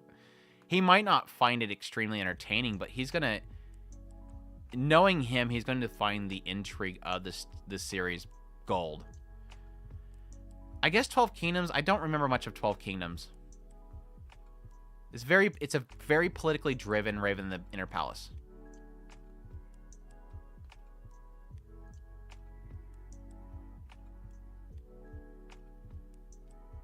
I do like and worry about killing her brother without knowing it. Yeah, that was a little bit unsettling when that was brought up, but I do like that it was kind of pushed in the idea of, yeah, it technically makes sense that in a lot of situations like that, it's all about honor. That's just the mindset of a beast.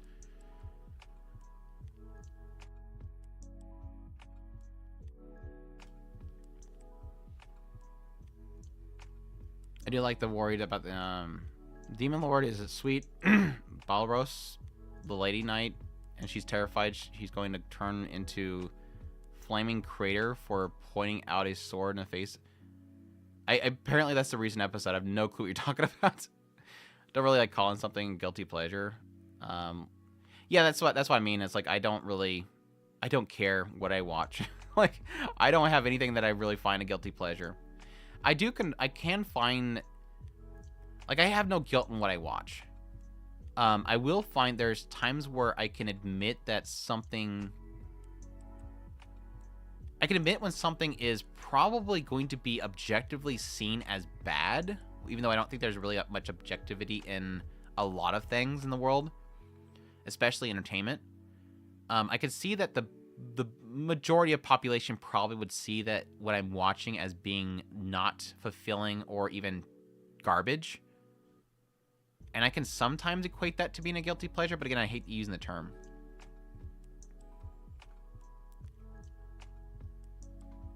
Yeah, Midori Days is great. Midori no Hibi Days or...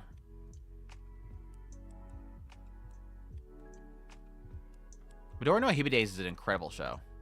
Like, I have no problem with that. But yeah, I guess that technically falls in the category when you think a show is really, really good, but it's hard to admit that it's hard to suggest because it has some sort of perverted value to it. Like, as much as I think Onimai is literally a 10 out of 10 anime that has so much going for it, and it's an incredible series, I can understand that I can't really go, hey, Grandma, check out this show. It's so super wholesome, because they're going to be like, what the hell are you watching? Like, what the hell is this that you're watching? There is that aspect that I guess you can attribute to a guilty pleasure, but I don't typically do. I would more label something like that as unrecommendable, I guess, is the best way to put it. Like, you have to know who you're talking to. Onimai is a gem. It's perfection. Yeah, like guilty pleasure insinuates that you have a guilt for watching it, but it's more of an aspect of being unable to suggest. Dosomi family, I don't care. Just here. Anyways, yes, Raven is an incredible show. Super good. The world building's fantastic. The character's fantastic. The political intrigue's fantastic. Visually looks interesting. And I really hope it turns out to be a really great story going forward. I hope it doesn't fall apart. The Newgate, it's just Sword Art Online. I don't care. I mean, it's not bad. It's Sword Art Online. It's Sword Art Online after a time skip. I don't really think so far I haven't seen anything that's like, oh wow, that's cool. Besides the fact that it seems like possibly the other people are still there? Question mark? I don't know. It's okay. It's Sword Art Online season 2, right? No, it's actually Sword Art Online. What was the last one? Was the last one Elicization, or was that War of the Underworld? It's after that, because technically there's a time skip, and he's still there. The show can be summed up as, I've seen this before, and more than once. The only thing missing there is slavery and probably all the possible tropes of trashy Sekai.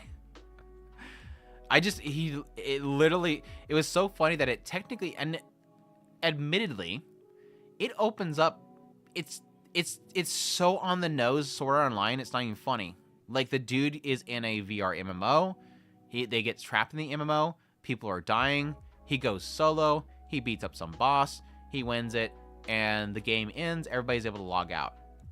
And then it turns to Overlord, basically, where suddenly he can't log out, and there's remnants of the past players. So it's like Sword Art Online goes Overlord or something, I don't know. Except that he's not Einzon Gold and this massive lich thing that everybody's afraid of. Yeah, he's basically Asuna that got trapped in there. He's just not stuck in a cage and being tortured. Right. Perfect.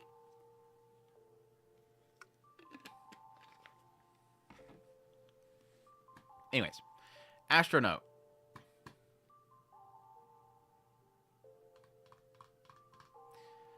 Mushoku.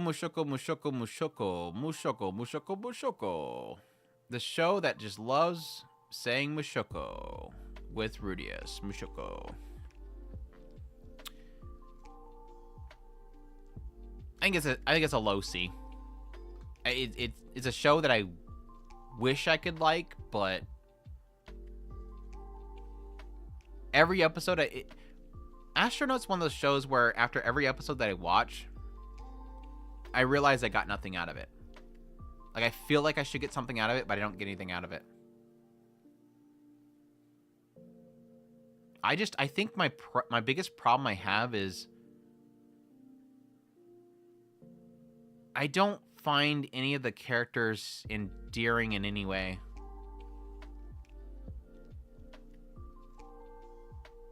I feel like guilty pleasure is something others would give you the side eye for watching, or think you have bad taste for liking it. Yeah, but like I said, it's more of what I feel I take out of the wording of it. I'm a very literal person sometimes, so when I read guilty pleasure or say guilty pleasure, there's a sense of you feeling guilty about it. Hence the guilty. But yeah, I can see the wording of it being more the idea that people will find you guilty if you like it. I guess I can go with that.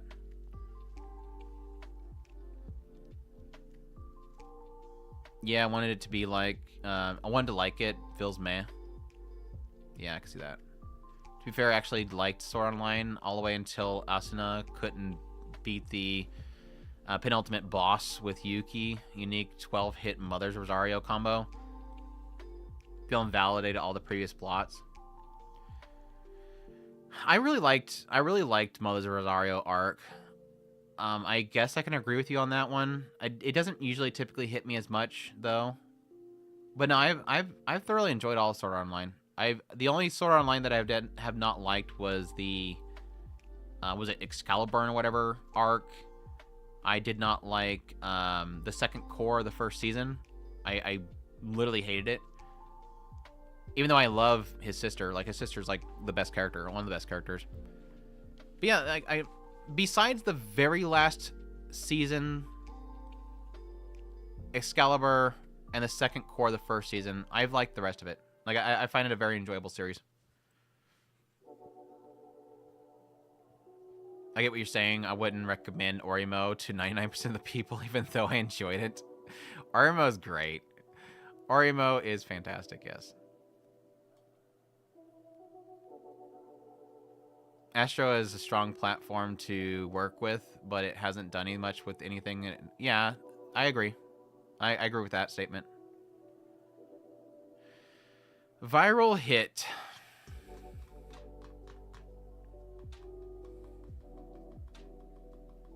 Do I hope more manhwa get adapted? I don't know if this is a mean thing to say, but I'm not familiar with manhwas. I don't read manhwas. I will say that most stuff that I have watched anime-wise that is an adaptation of a manhwa, in a lot of cases I don't like them. So I'm not sure that I'm the best person to ask that. Like, it's better to ask some... If I had better experience with manhwas, I think there was one that I did enjoy. What was the one that was recently that I actually liked? It was a... Was it Raeliana? No, it wasn't Raeliana, was it? Dr. Elise. Dr. Elise was really good. There was another one. It wasn't Raeliana, right? Oh my gosh.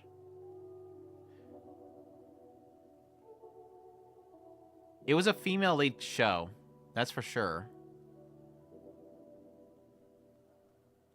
I cannot place it. Was Raeliana manhwa? Yeah. I really like... I think Raeliana, like, as an anime adaptation, the later parts of it, like, it had a sucky ending. I'm just gonna say that. It had a sucky ending. But the first half and the setup is really good. I really like Raeliana's character.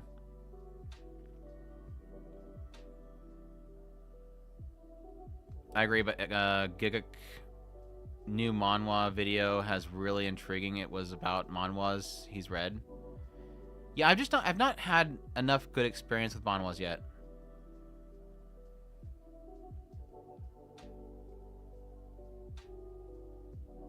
For me right now, for me personally, because of my focus so much on anime and there being so much anime out anymore, I have barely enough time to focus on Japanese.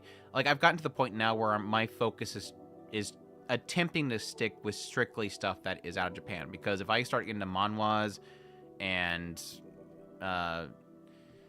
manhwas, isn't that how you say it?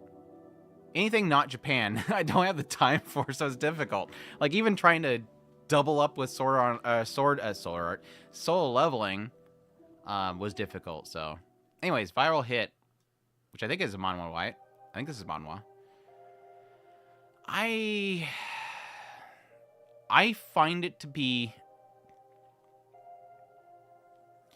different. I don't like the style. And I'm not liking how the story's going so far. It's not bad, but I'm struggling with it, honestly. I'd rather scroll manhwas to see Bomi and that it. Bomi.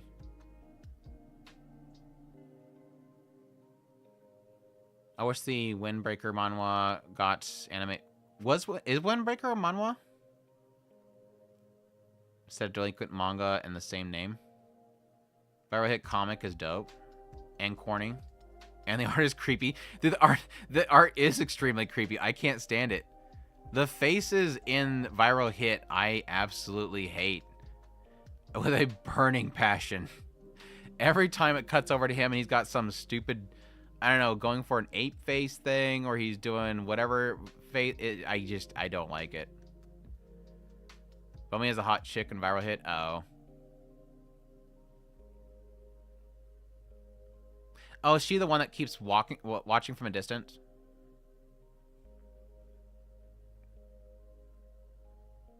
This is a translation for the girls. I believe is a Korean name. Oh, okay.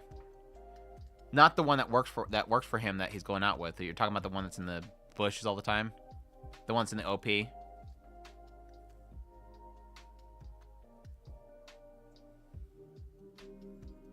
girls looks fine. Like I say, and I don't mind the character designs of the males. I just don't like the weird derp faces every now and then. That's the stuff that like bugs the hell out of me. Sandland, last show. I'm like literally 2 episodes from finishing it, but we'll put it in the stinking list. It's difficult for me to say because I like the setup for the first part of the first arc. I like the setup and I like the conclusion, but most of it was kind of pretty shrug. I really loved going into the second arc, and I thought that the world itself was opening up a lot, but then like 2 episodes into it, I don't know that it's going to do much with it, so I'm kind of struggling if it's going to actually have a decent ending to it. But I am thoroughly loving seeing Toriyama's art style and his writing again. I'm going to put it in B. I'll put it in B. All right. How do we do? I didn't bloat B that bad. It is a lot in B, but I ended up with a pretty good little arch. I was listening to a comic guy that said the difference between old comic books and new ones is that the new books like take 20 volumes that old ones told in 10. That's how I feel about manhwas. The girl that watched from distance is shown watching from a distance is in the anime is in the comic it's revealed that she had been watching but didn't show her doing it. Oh, okay. So they're showing it before. They're basically showing beforehand. The Burger Girls she saved. That's Bomi in Korean. High speed of Tolly spends too much of his we can talk about Tolly again. First and second episode announcers, then the characters. Yeah, the first episode literally has like the main girl shows up at the very end.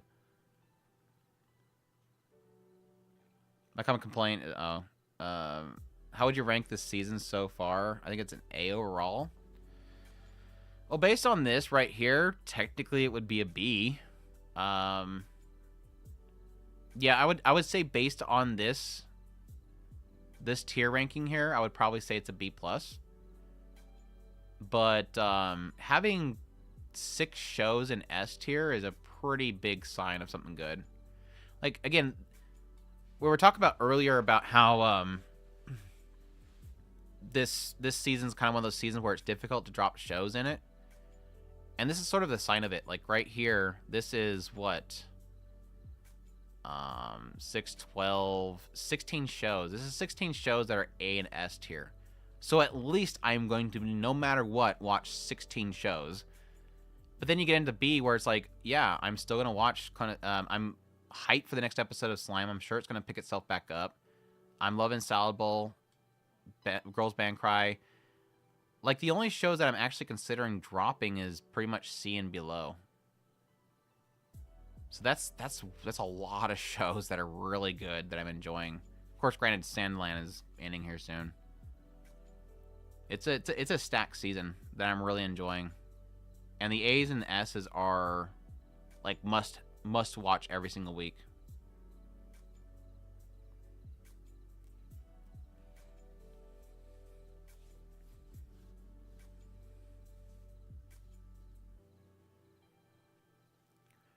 Yeah, I'm not sure if I'll get back to Fable. I honestly only gave it 2 episodes. Got your work cut out for you. Yeah, and like I've mentioned previously, when we were doing Otaku Spirit before we had 60 plus shows a season, the kind of thing that set Otaku Spirit aside from everybody else was that we were trying to watch everything, give every single show a shot. And I decided like a couple seasons back that with how much shows are every season, I can't physically do it without really kind of cutting back on a lot of side projects like Mushoku Mondays and other stuff that I want to do with the channel. And I mean, how many people is going to care about me making a video on the bike show? So I got to the point now where it's like I want to give every show probably at least 4 or 5 episodes, but then at that point kind of focus on making good content for the shows that I think most people are probably going to care about me covering, or unless it's a show like Yokai where barely anybody's watching it, but I'm going to still, you know, deep dive into it because I find a passion in it. Or it's Jellyfish, where I'm loving that show to death, but nobody cares about my videos about jellyfish. I'm still going to watch it, as much as nobody wants to watch my videos on it, because nobody wants to sub to High Dive. Need to watch the latest episode. The latest episode of Mysterious Disappearance was, it wasn't super interesting, but it was super wholesome. It was a nice breather episode. Do as much as you can, as much as you are passionate about it. Well, yeah, if I had the time, I'd love to watch everything. But I do want to keep the content solid and not just make content for the sake of content. And yeah, that's the most important thing. It's like if there's no passion behind it when I'm doing content on it, there's no point. We care, it's great. That's all we're here for. A lot better than Burl's Band Cry.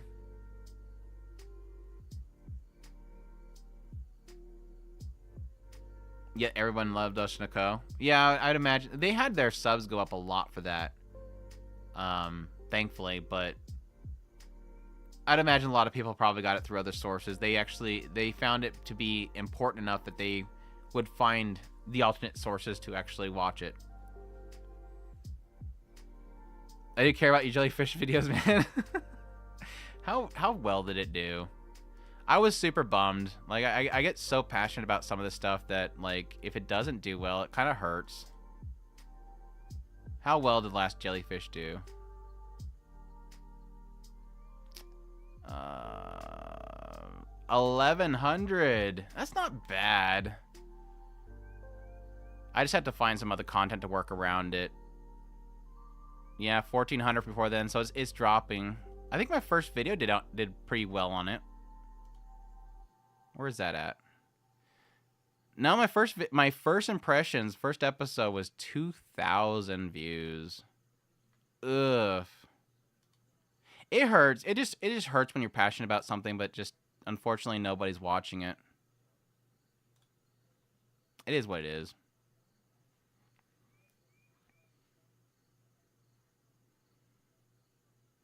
Jellyfish, the only reason I kept a High Dive sub this season, right? And they were probably banking on that. Well, there's also the A Whisper of Love songs there too, and what else?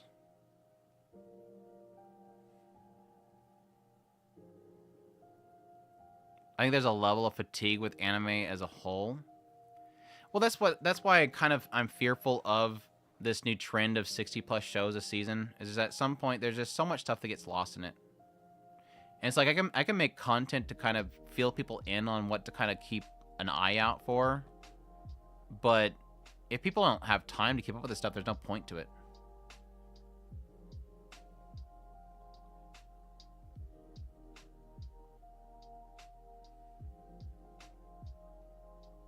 Yeah, there's a lot of really strong sequels this season.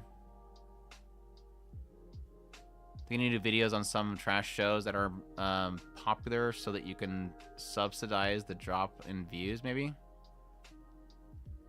What else is on Saturday? Wasn't there another show that I was thinking of? There was another show that I was thinking of switching to. I mean, I have Mushoku Sundays that technically offsets it. And I really enjoy doing that. So it's not like I'm trying to push myself too much. But I do need to figure out what I'm going to do weekly on this stuff. I did... Let's see. Obviously, Mushoku Tensei is going to be on Sundays. I literally can't do anything else on Sunday. Like even my I want to do Blue Archive videos, and I can't even do Blue Archive on Sunday because it literally takes all day to do Mushoku Tensei. Mushoku Tensei is obviously Sunday. Spice and Wolf Monday. I was thinking of doing Unnamed Memory on Tuesdays, but I released a podcast on then, so I don't really need to do that. Wednesday, I want to do Mysterious Disappearances really badly.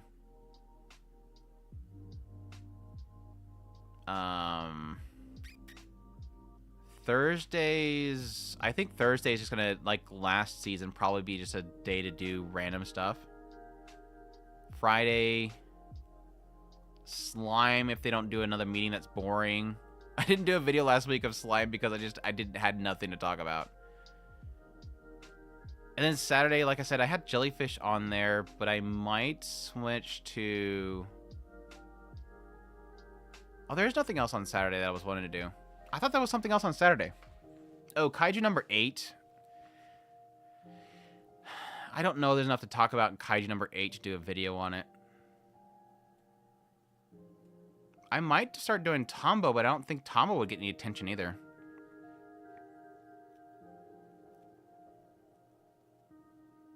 I think your community is quite loyal, nevertheless. At least, yeah. And that's what, like I said, it's... I don't want to sound like because it only got 1,000 views, I'm not going to cover the show. It's just, it's another one of those things where it's like, I do a lot of things out of passion, even though it doesn't get attention. But there is a point where it's like, but I can't expend this much time and not get something out of it, I guess. But yeah, a lot of times I'll just do it no matter what. I'm probably going to still cover Jellyfish. I don't think I'm probably going to drop it. I'm going to keep watching it. But I'm mixed on if I'll drop doing the videos for it. Tell your Mondays aren't busy as fuck right now. Yeah, that's the other thing, because I want to get back to doing skip content videos for Mushoku, because it's already looking like we have at least 2 videos I can make on skip content. The first one being how Rizurd met Norn and Paul and Aisha. And sorry to change the subject, but I do want to hear your thoughts on Mushoku Tensei finale. We are going to deep stuff. What will be your worries on the anime? I don't want to talk about what's ahead because there's probably a lot of people here that have not read the light novel. I will say that there is one very quote-unquote controversial thing that I'm very concerned about them actually nailing. But the rest of it, I don't really have too much concerns about. I do feel like they're going to fail to properly explain that controversial thing, though. That's my only concern. Andrew, I can't find your impressions video on a particular show because you group everything under the same playlist. That's because I do too much stuff and I can't make a playlist for everything. Alright, take care, horse lover. Wait, are you not watching a regular season 3? I have not started it yet, no.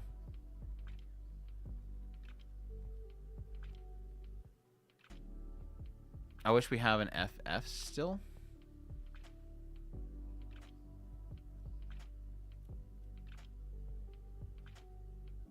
Oh, I wish we had a Freeman Friday. I like the pandemic forced anime studios to push everything back on top of new shows being greenlit, which over stuff each season. Yeah, right now there seems to be like a growing desire to just kind of keep chunking out anime, and I feel like eventually that's going to come to a head. I think too many studios and there's not studios. There's too many production committees and producers right now that are banking on Crunchyroll buying up everything license-wise, or slash Sony. And I think there's going to come a time where Crunchyroll Sony's going to stop doing that. And when that happens, there's going to be a lot of companies stuck with product they're not getting licensed out or money out of. I think we're going to see like a really massive shift in anime.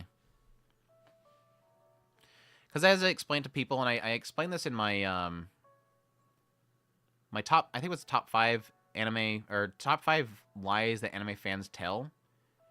In that video, if it was that video, I went on to explain how if you have guess I can switch over to here.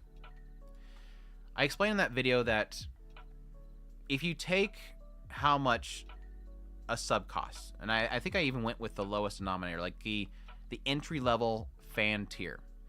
If you take the entry-level fan tier and you multiply it by the number that I had at the time of how many subs that they had announced they had, it comes out with this number. Now, take probably a really conservative number for how much they pay per episode, which I think at the time I guess was about $200,000 they paid per episode of a show. If you took that and you times it by how many shows that they were airing in a month, which is going to essentially be like 3 or 4 episodes a month per show, you're getting up there to like, you know, like $800,000 per show. You times that by how many shows they have, and that's how much they have to pay out every single month for an anime. Now, yes, they're going to probably get a pretty good discount. They're paying into themselves with a lot of shows that are Aniplex produced. They're probably bundling a lot of shows together to get a better deal. Partnerships and deals they have in contracts with different companies and producers. But still, at some point, how much money they spend in licensing every single month is going to go over how much they're getting from subs. So my assumption that eventually Crunchyroll is going to go, okay, we don't really need to license all these shows. And that's going to have a twofold effect to the anime industry. One is they're either going to say, no, we don't want this show, and then they have to scrounge to find Amazon or HiDive to buy it up, or 2, it just doesn't get licensed, which is not an entirely bad thing because they'll still make money elsewhere, but it does feel like a lot of these companies are banking on overseas distribution. Like the producer with MAPPA, he made that company Blue Rights. What did he say in his speech or his statement about it? We're making this company because of the growing desire for content globally, which is completely counter to what the CEO of MAPPA wanted, which is we don't want to rely on that. As much as people have issues with MAPPA, and what that guy says, everything that, I forget what his name is, Manabu, whatever his name is, the CEO of MAPPA, as much as people have issues with MAPPA, that guy's a businessman, and he knows what he's talking about.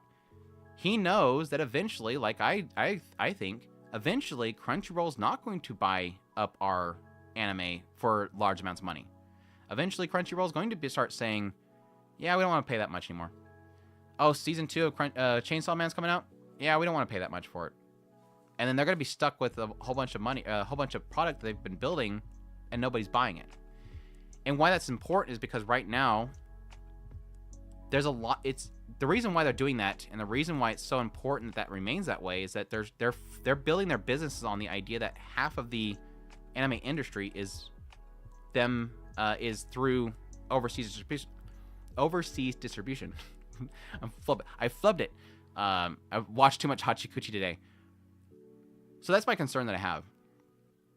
Is eventually these companies are going to stop either paying as much or buying it all up, and then the anime industry is going to really going to fall apart. Yojo Senki on pseudo hiatus pains my heart. English manga translations way behind. I feel like it's if it had the manga light novel art, season 2 would be out by now.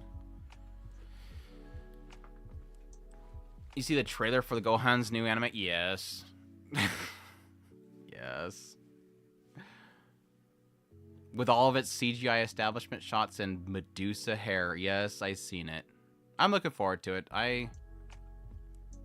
I've been burned a lot by Gohans, but I like supporting Gohans. And honestly, besides like the first couple episodes of Girl I Like Forgot Her Glasses and Way of the Cat Husband, those shows were good. Way of the Cat Husband was super good.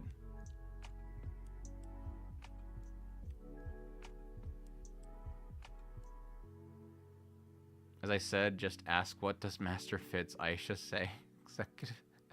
Executive decision. I should actually switch it to what is Aisha. What does Aisha think? That probably should become a thing soon. Oof. Anyways, I should probably call it for the night. I don't want to push it too much. I really do need to get back to editing Mushoku Monday for next week too, so I don't have to do that all tomorrow night. But I appreciate you guys dropping by. I hope you guys enjoyed my run through of the tier listing of the season. Hopefully you guys got some good ideas. Let's talk about that. Get some good ideas of what to watch. Let me just focus it in up here. These right here are must watches. Add them to your lists. But yeah, I hope you guys enjoyed this live stream. Hopefully I'll get back onto coming back weekly for this. Sure, we'll see about doing an ecchi live stream tier list. If not, I think we'll just do maybe next week best girl. I don't know. We'll see. I'll try to think of something, but I do want to get back to the live streams on a weekly basis. I usually take a break whenever we get to the end of the season into the new season, so I can kind of focus on the content. What a Kaiju No, it was right there. B. Anyhow, thanks for dropping by. Hope you guys have a great rest of your night. And y'all take care. Thanks again to all the I forgot to all the people at Supered, Suag, What the Fan Art, Vexner. I think that was it. If I missed anybody, I'm sorry. Take care. Bye.